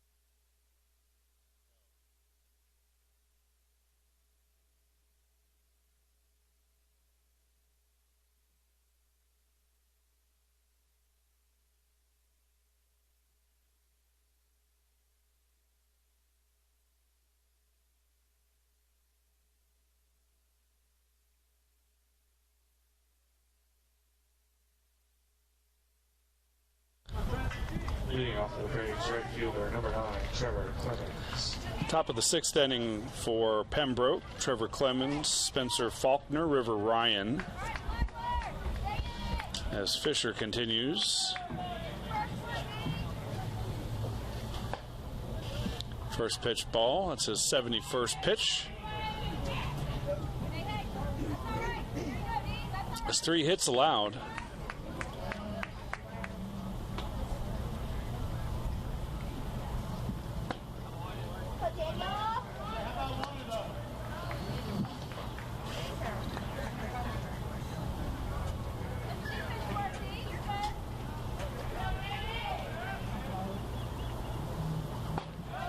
There's a strike. 2 balls and 1 strike. Flagler wraps up the regular season on the road at Georgia Southwestern. 1 on Friday, 2 on Saturday.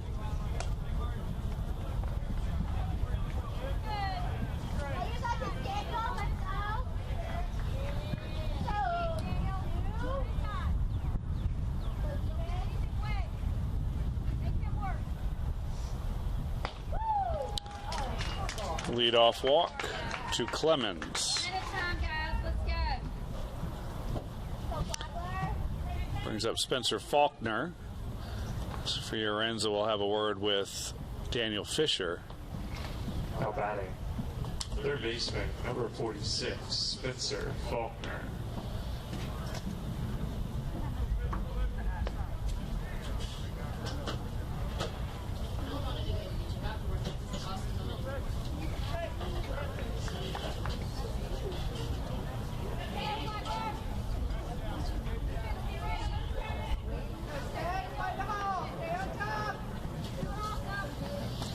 Faulkner 0 for 2 today. Struck out looking, grounded out to second.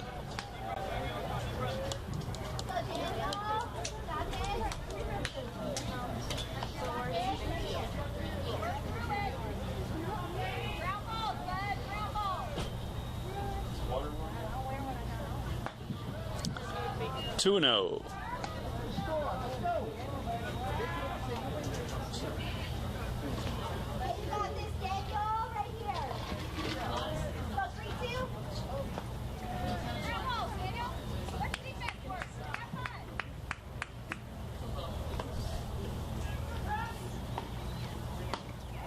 And there's a strike on the breaking pitch.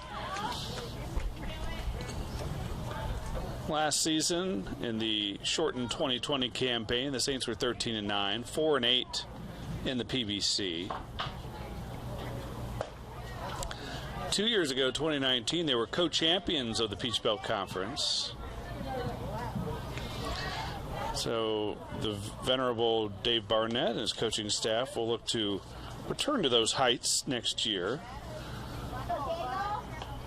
They took their lumps this season, but have played well here down the stretch. And this will be certainly one of the positives if they can hold on for the sweep of the league champion Pembroke Braves.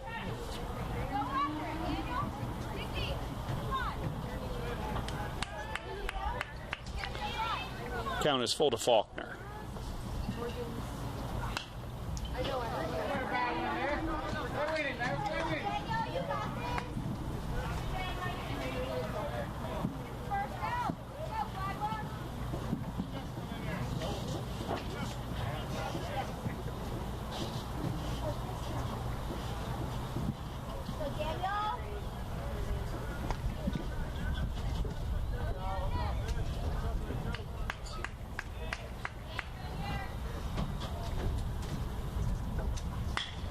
Ground ball could be 2. Burke to Garcia for 1. The relay in time. Double play turned by the Saints.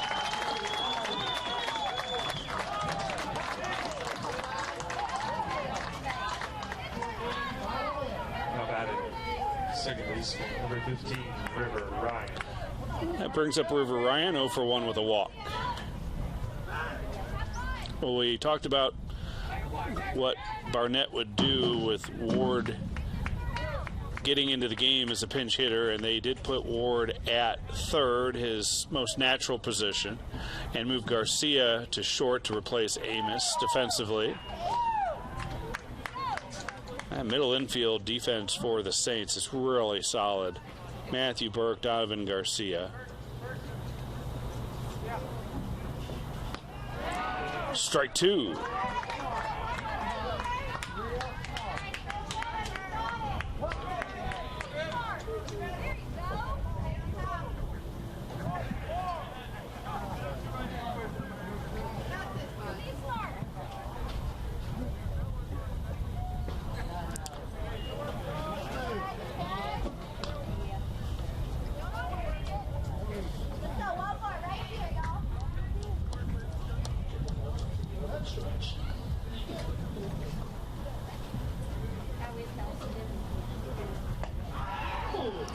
That one just missed. 2 balls and 2 strikes.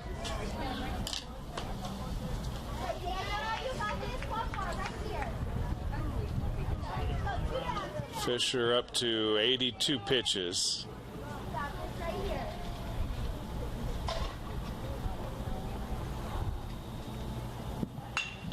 And a base hit with 2 outs for Ryan. That brings up Gage Hammonds, who's 0 for 2. Now batting, first baseman, number 8, Gage Hammonds.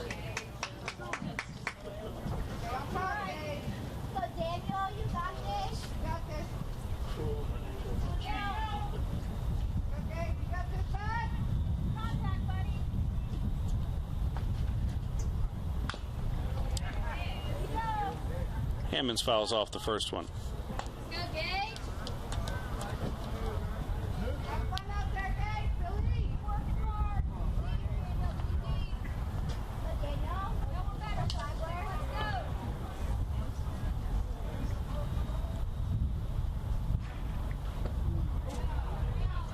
Lays off that one, evens the count at a ball and a strike.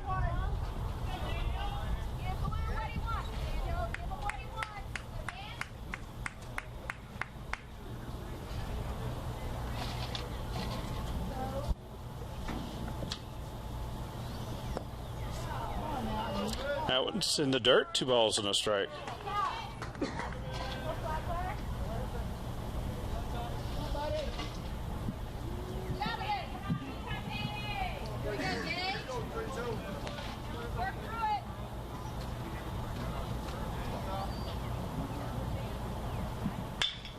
Ground ball to short. Garcia goes the short way.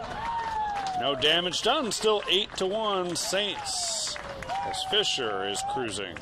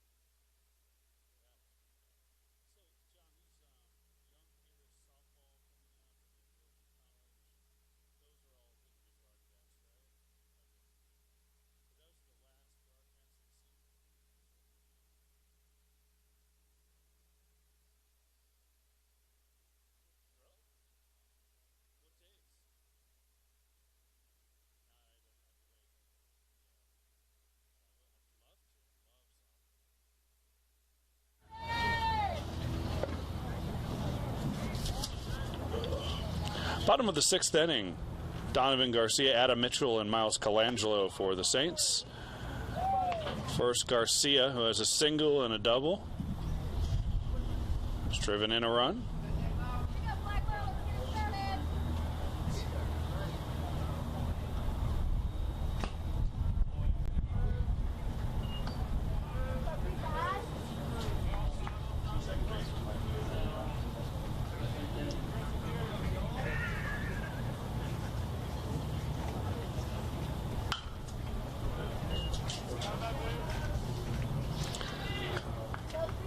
We're nearing the end of the athletic season here for Flagler. Count is 2-1 to Garcia. Ground ball. Guzman with a nice pick and a fantastic defensive play as he spun and made the throw in time to get Garcia.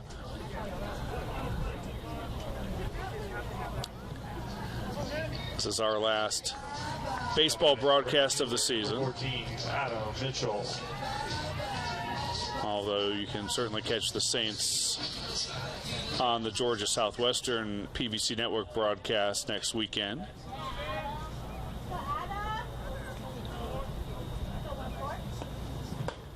It's been a crazy busy winter and spring. All the fall sports were pushed into 2021. The batter's Adam Mitchell. He's 0 for 3, but with 2 runs scored. So at times this year we had going on concurrently men's and women's basketball, men's and women's soccer, baseball, softball, volleyball, and another one for Guzman. And somehow staying on the bag is Hammonds, another errant throw from Guzman, who has a couple of errors today. First baseman, number 25. Plus we've had softball, both tennis programs, both golf. The PBC golf tournament was here in St. Augustine. Flagler hosted out at the World Golf Village. Check swing foul. It's been a busy spring, a fun one. And a very successful one for Flagler Athletics. Another foul ball. The men's basketball team had an historic season, winning the Peach Belt regular season crown, the Peach Belt tournament championship, the regional championship. 0-2, strike 3. We'll tell you more about Flagler's successes on the athletic fields when we come back.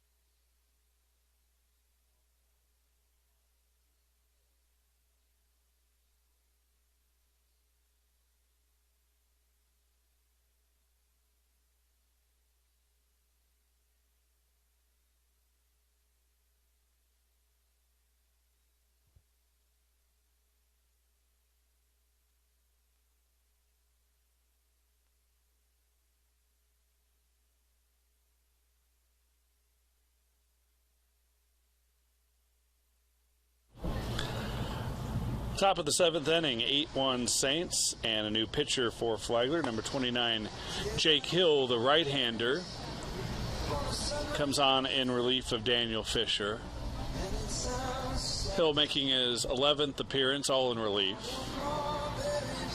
He's 0-0 with a 6.00 ERA, 9 innings of work, 10 hits allowed, 6 earned runs.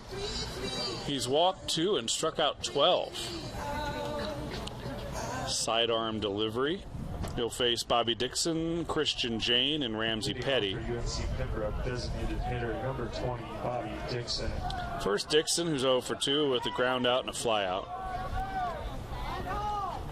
Well, before the break, we're talking about all the busyness of this spring for Flagler, playing all their sports. First pitch hit him.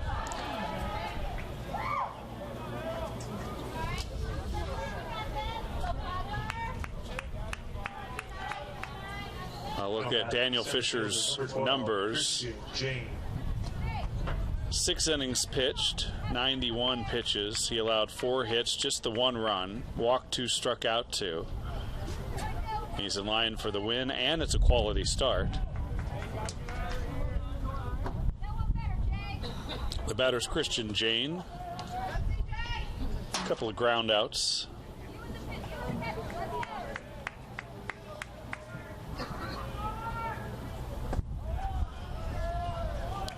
So the men's basketball program won both the regular season and tournament PBC titles, won the regional title, went to nationals, and went all the way to the Final Four before losing to eventual national champion Northwest Missouri. Volleyball program won the regular season PBC championship and just lost a heartbreaker in the tournament final, a 5-setter to Augusta last night. The men's soccer program won the PBC tournament title. Count is 2-0 to Jane. The women's soccer program won the regular season PBC championship and the tournament championship.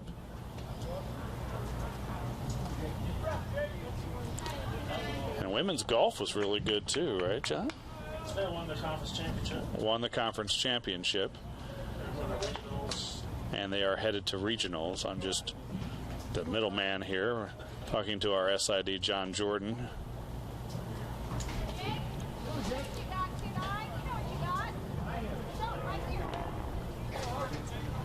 Three balls and no strikes to Jane.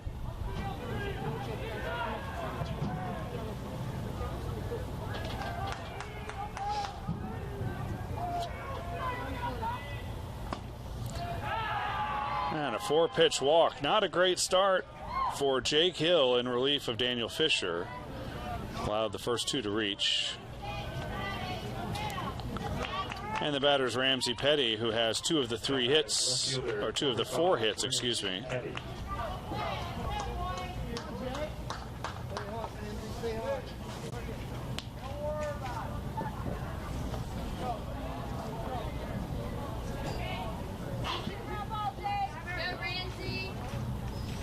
Next year we hope to have just a regular type of athletic season. Volleyball, both soccers in the fall.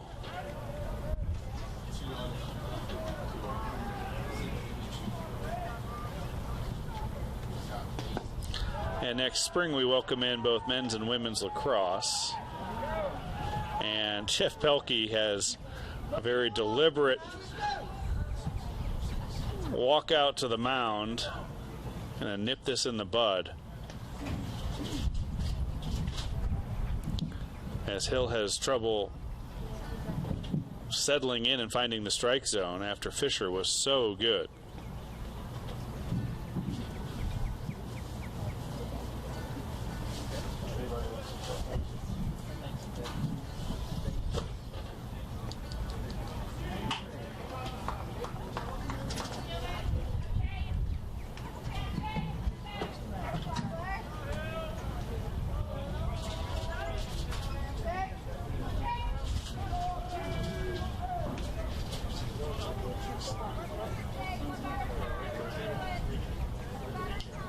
So a very brief meeting between pitching coach and pitcher. And Hill got the message, pours in a strike.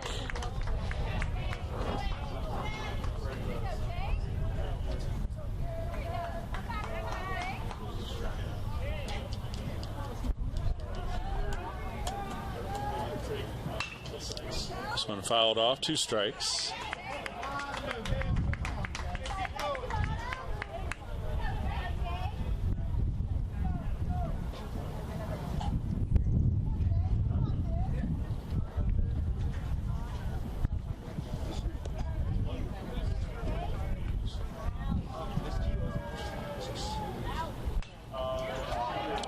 Fouls one back, stays alive.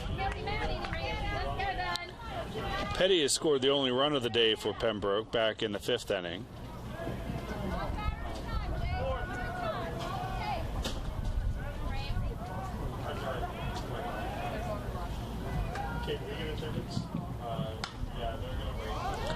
Just a soft little liner to first. Colangelo makes the tag. There's one gone.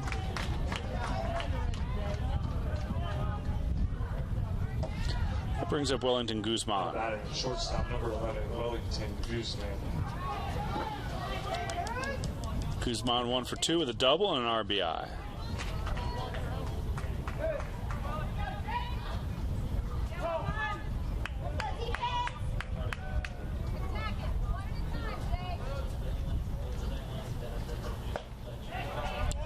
First pitch is high, ball 1.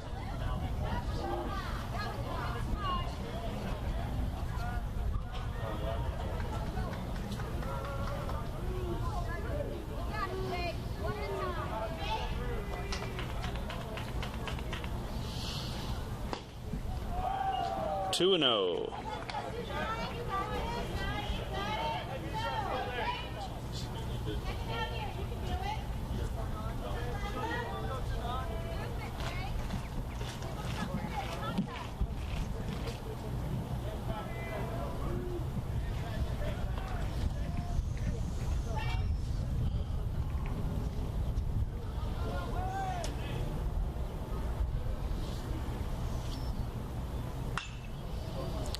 Popped up out of play.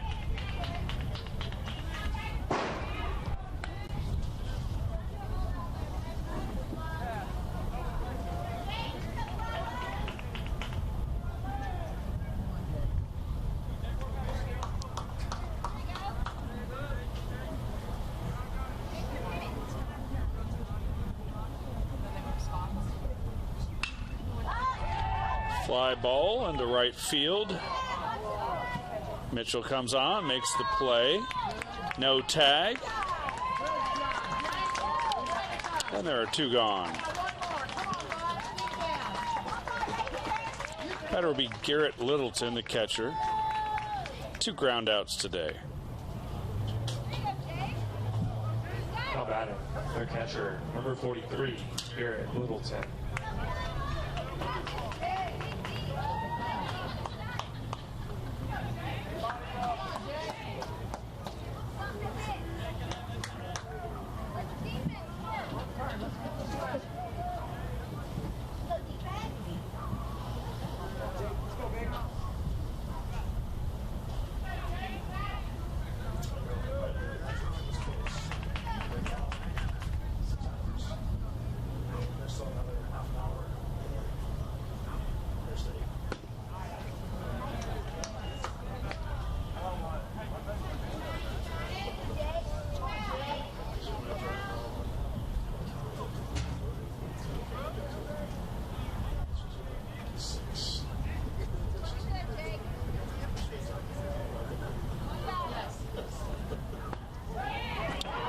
There's a strike. 1 ball, 1 strike.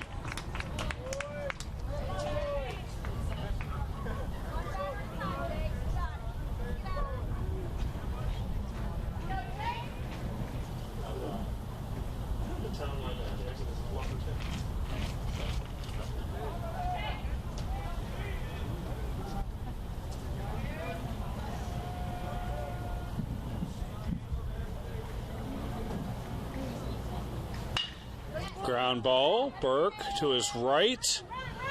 Double clutches and makes the play. So a couple of base runners for Pembroke, but they can't push another run across. It's still 8-1 Flagler.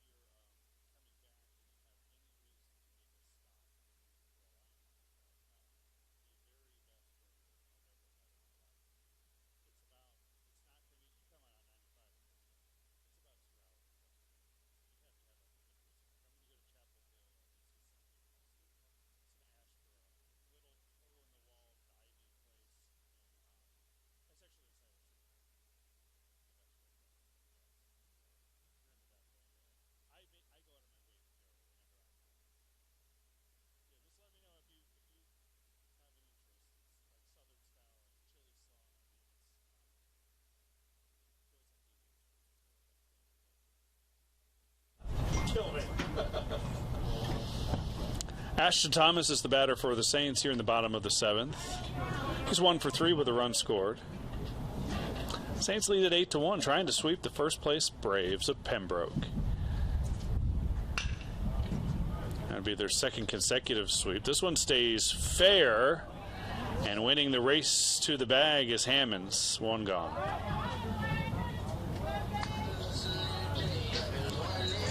That brings up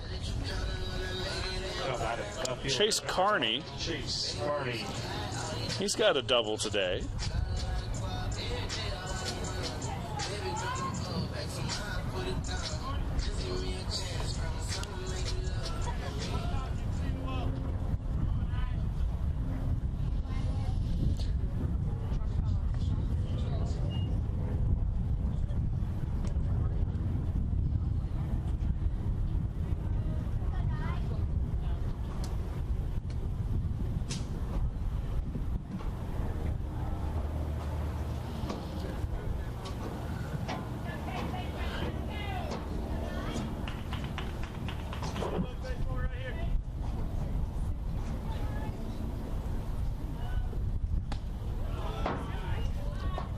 Two and 0 to Carney.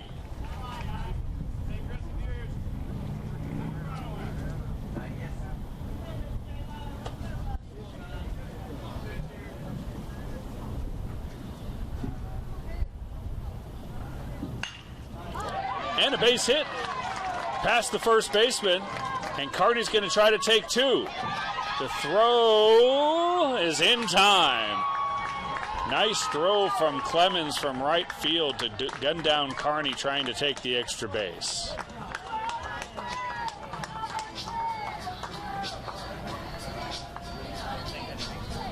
Two gone for Matthew Burke. How about it? Second baseman, number 3 is Matthew Burke.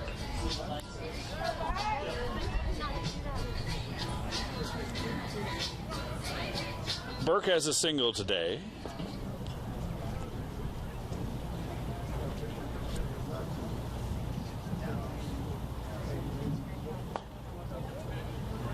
Breaking pitch stays inside.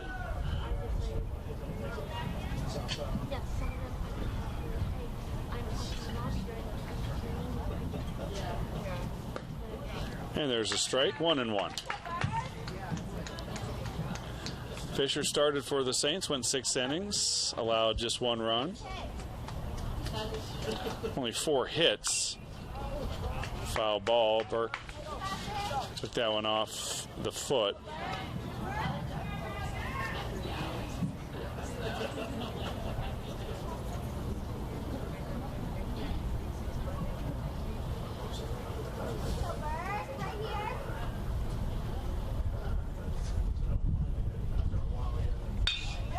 Sharply hit, base hit. Second hit of the day for Matthew Burke, and it keeps the inning alive. For John Fiorenza, the catcher, who has 2 doubles, 2 RBIs, and a run scored.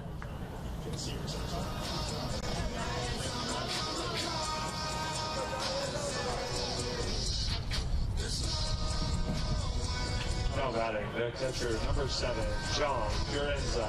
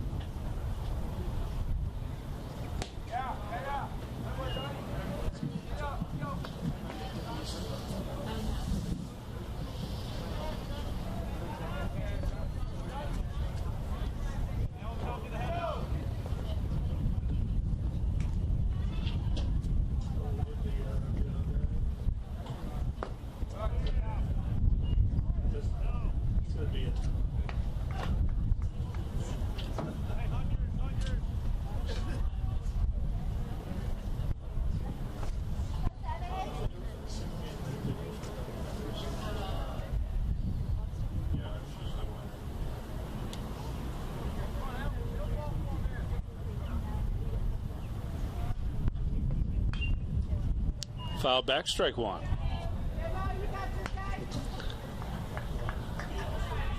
Fiorenza, you would expect, will be back next year.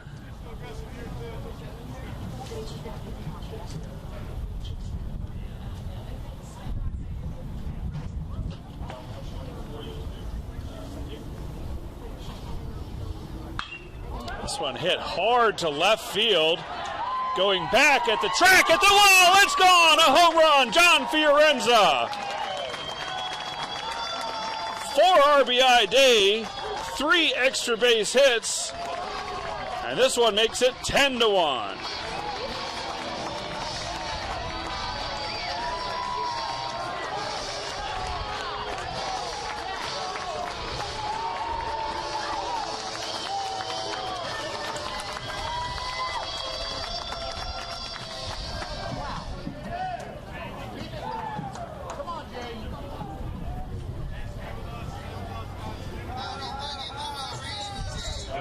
Third baseman, number 8, Jaden Ward.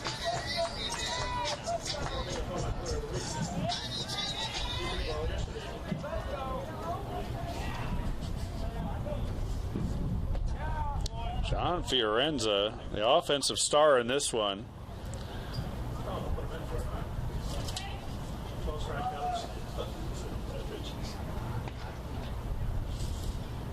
The batter is Jaden Ward. Came in as a pinch hitter back in the 5th inning and stayed in to play 3rd.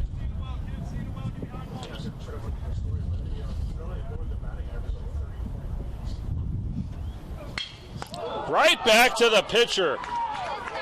Good hands from Morrison to protect himself and to steal a hit from Ward, but the Saints get a couple more on the home run from Fiorenza, and they lead it 10-1.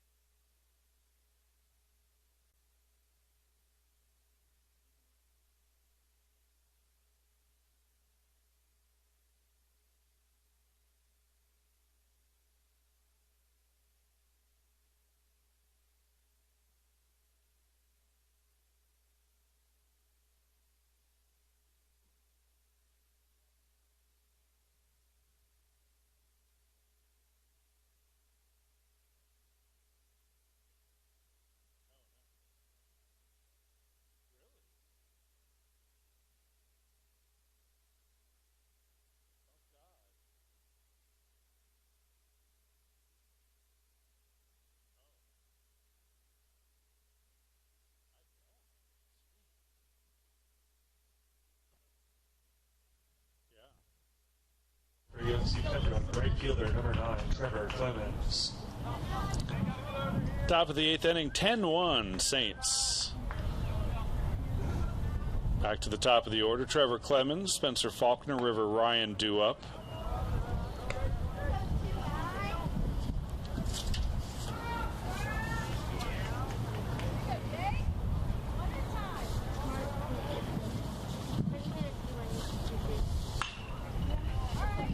Foul ball.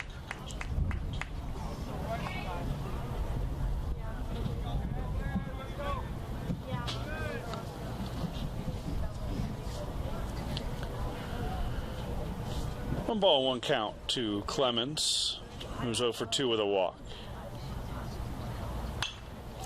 Fouled back.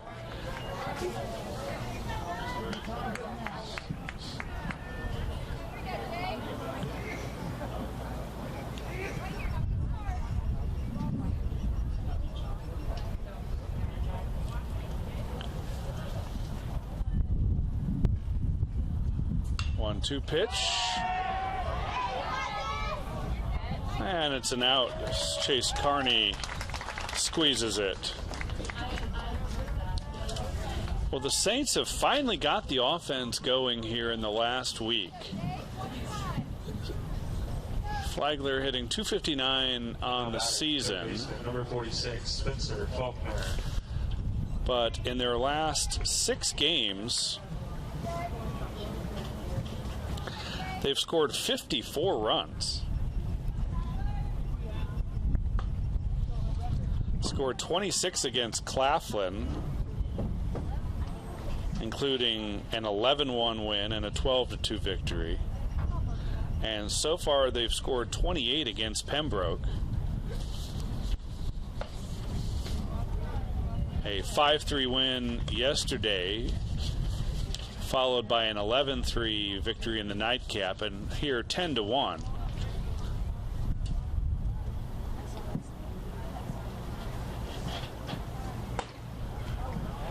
An average of 9 runs a game in counting for the Saints over their last 6.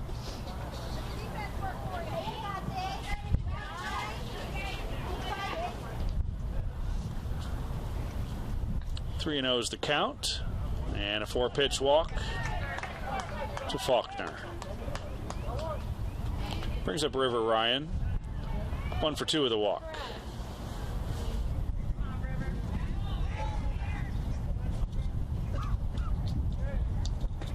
Now batting, second baseman, number 15, River Ryan.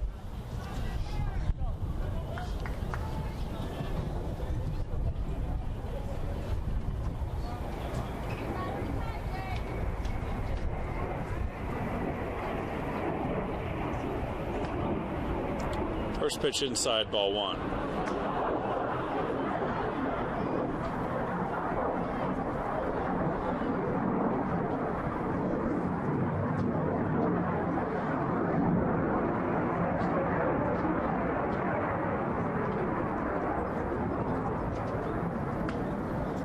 Two and 0.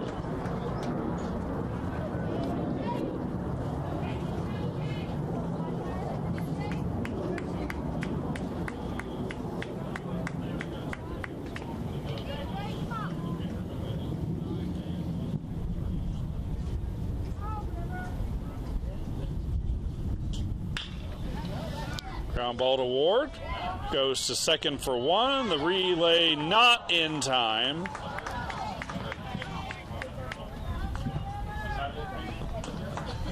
Two outs, and the batter will be Gage Hammonds.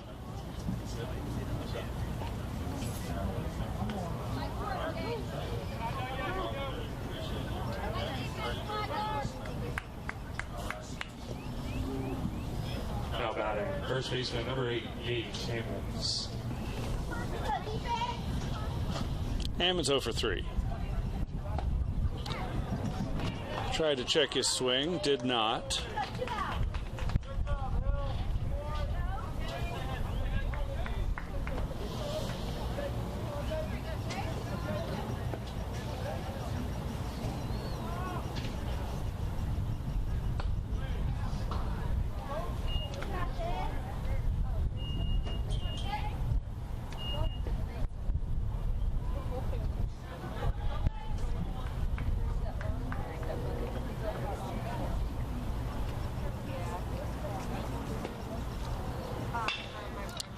and a base hit through the right side.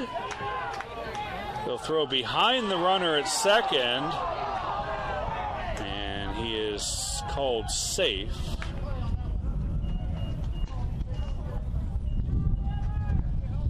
So a 2-out base hit from Hammonds, and there are 2 aboard for Bobby Dixon.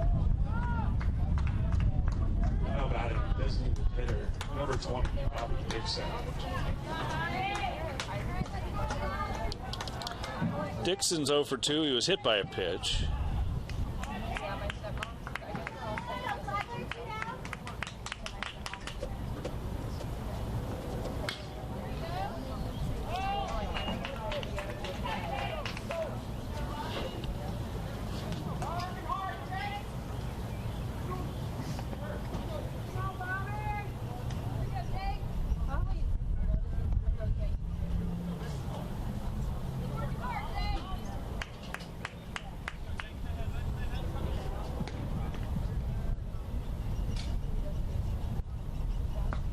One outside.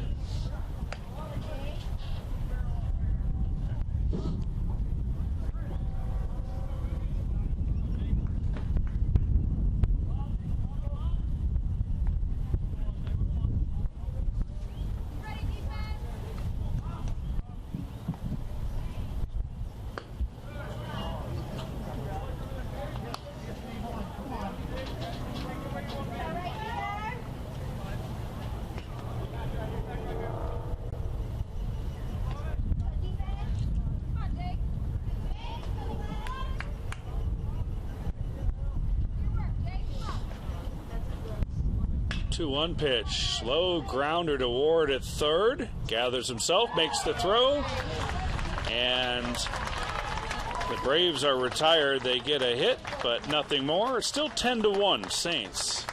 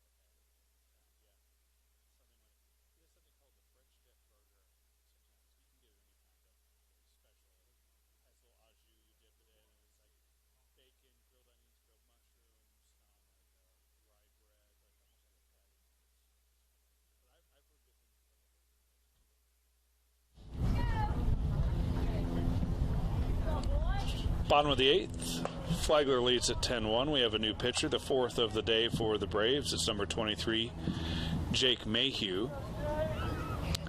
Right-hander, 6 foot 205, redshirt senior from Clemens, North Carolina, in the Winston-Salem area. And he'll deal with 1, 2, 3. Jake Kaufman, Donovan Garcia, Adam Mitchell.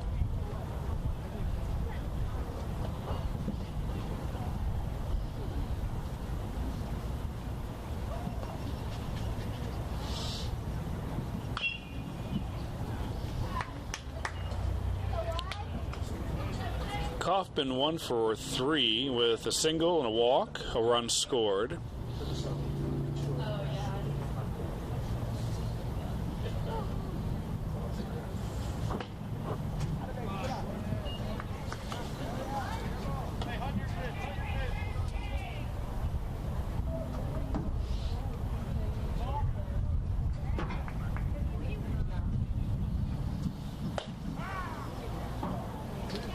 And a leadoff walk for Kaufman. The Saints have gotten a hit out of every position in the order except for the 3 spot and the 9 spot. How about it? Shortstop number 35, Donovan Garcia. Garcia has a couple of them. He has a single, a double, an RBI.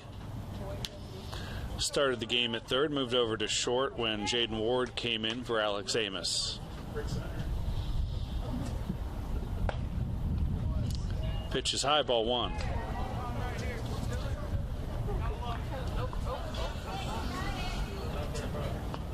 The numbers on Mayhew, this is his 6th appearance, all in relief. A 2-0 record, 4.50 ERA. He's worked 6 innings, given up 7 hits, 3 earned runs, and 6 walks. And yet another hit for Donovan Garcia. This one a double, his 2nd of the game, 3rd hit today.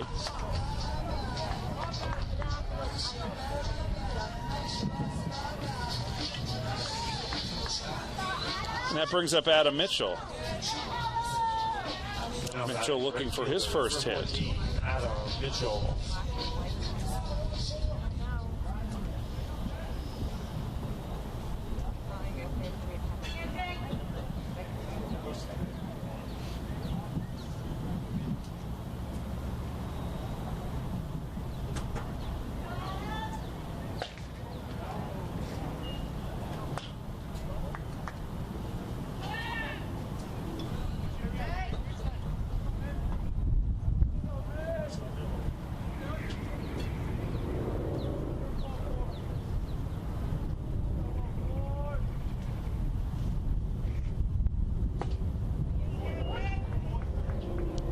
One ball and 1 strike.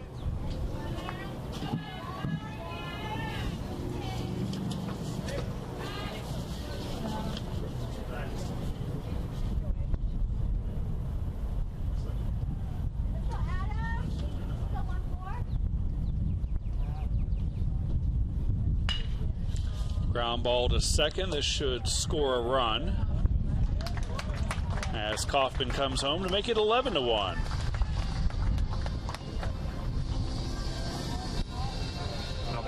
So Adam Mitchell did his job, picks up the RBI.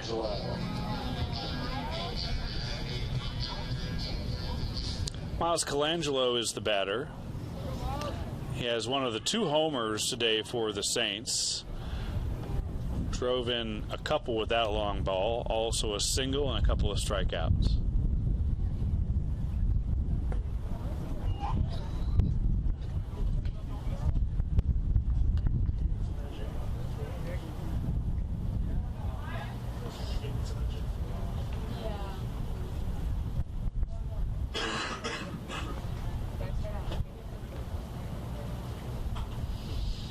Here's the 1-0.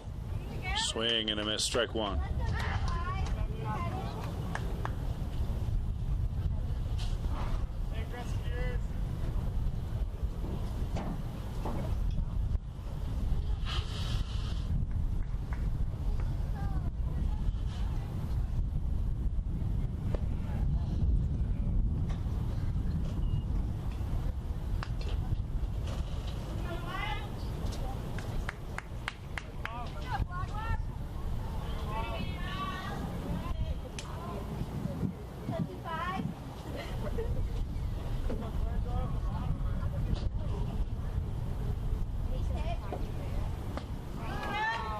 Strike two.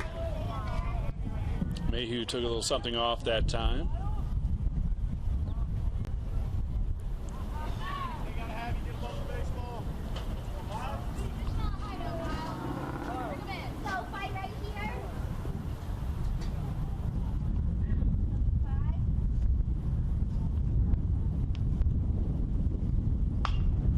Grounded back to the pitcher. He'll look the runner back, and there are two gone.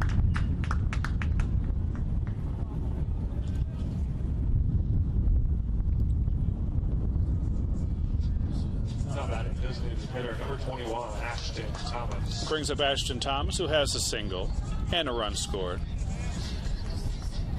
Well, Saints playing well here to close out the season.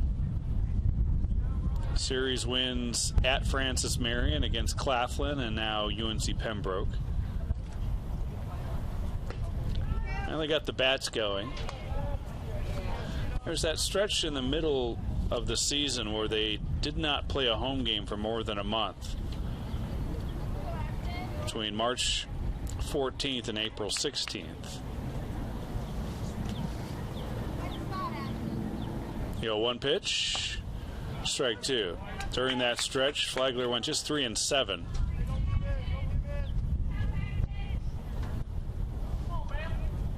And they went into that road stretch having lost 4 straight, so essentially 3-11 over that tough period.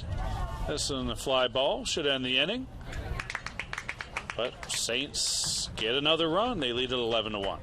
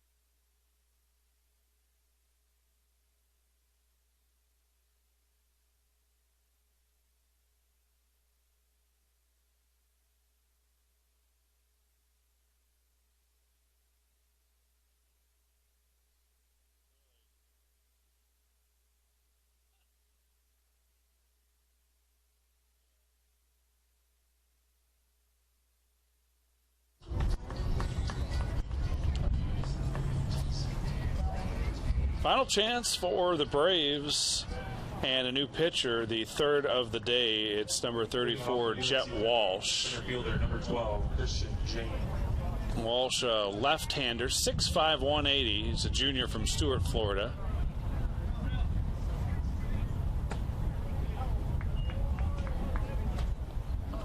And he misses on his first pitch to Christian Jane.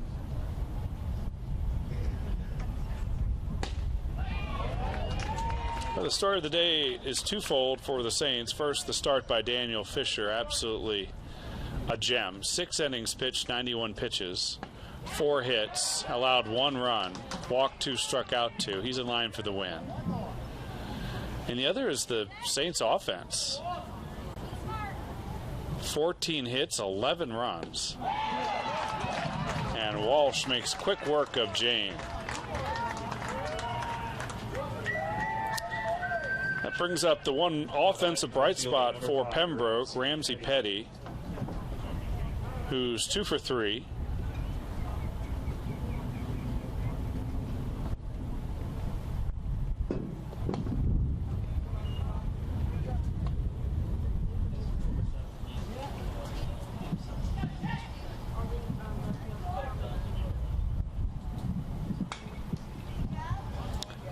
1 ball and 1 strike.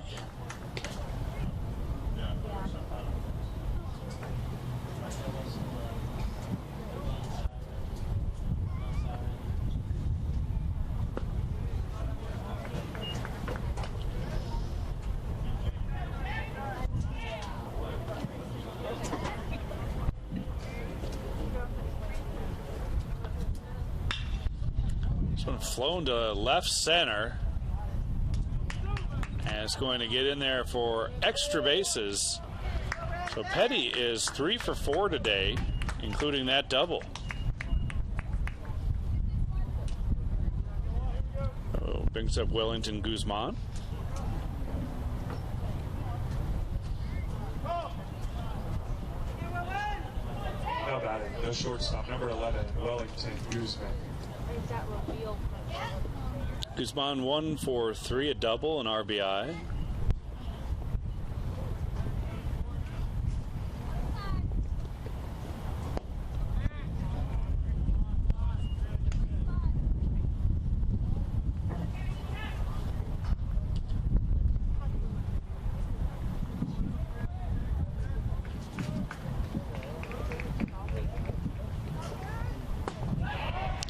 Breaking pitch for a strike.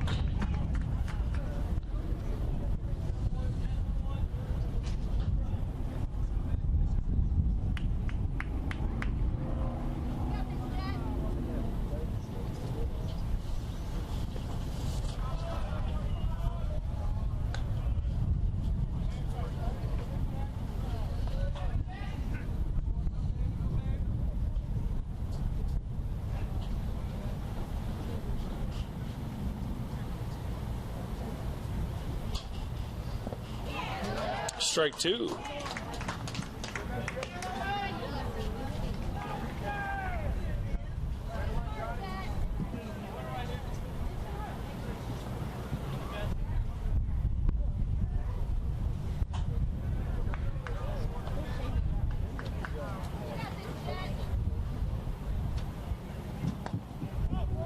Two pitch stays outside and the count runs full.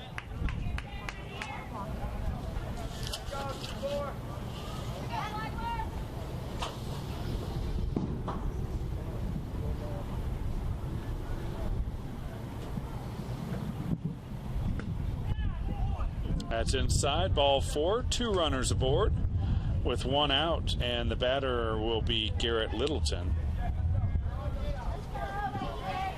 Now batting, the catcher, number 43, Garrett Littleton.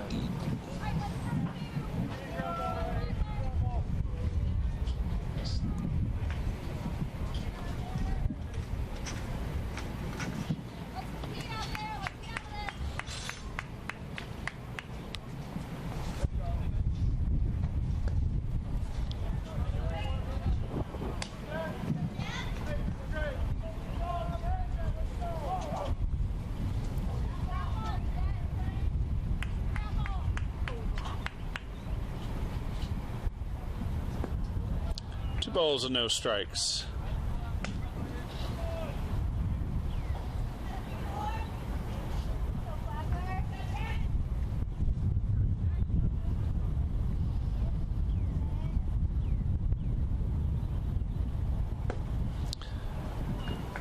Three and 0.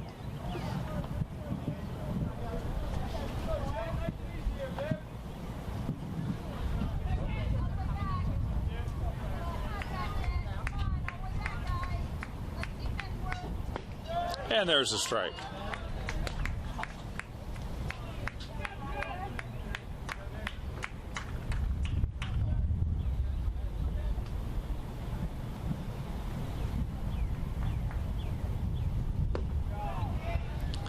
And the bases are loaded here in the top of the 9th. And that turns over the lineup back to the top of the order, Trevor Clements.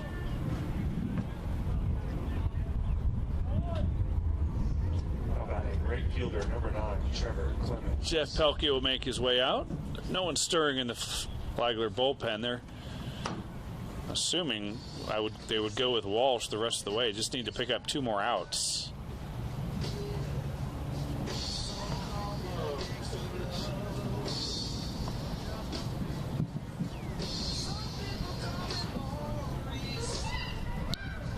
Saints lead at 11-1. 11 runs on 14 hits, no errors. 1 run on 6 hits, 3 errors for Pembroke.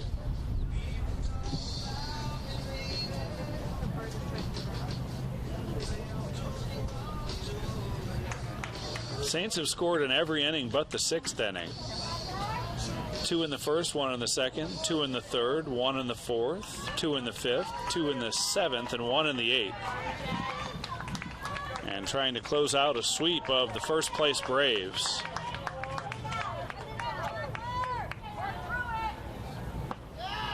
Clemens is 0 for 3.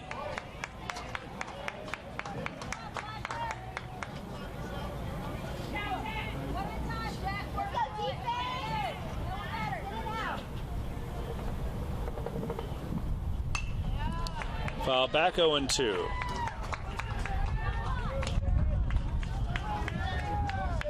Those Pelkey visits have been effective.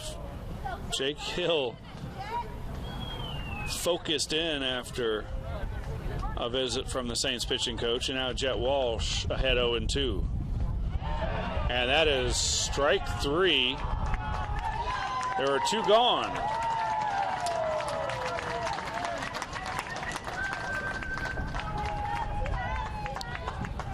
So the batter will be Spencer Faulkner. Last chance for the Braves. Faulkner has a walk today.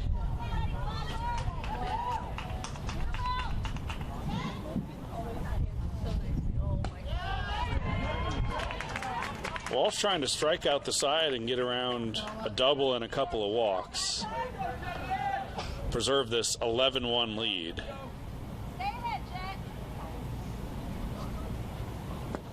Strike 2.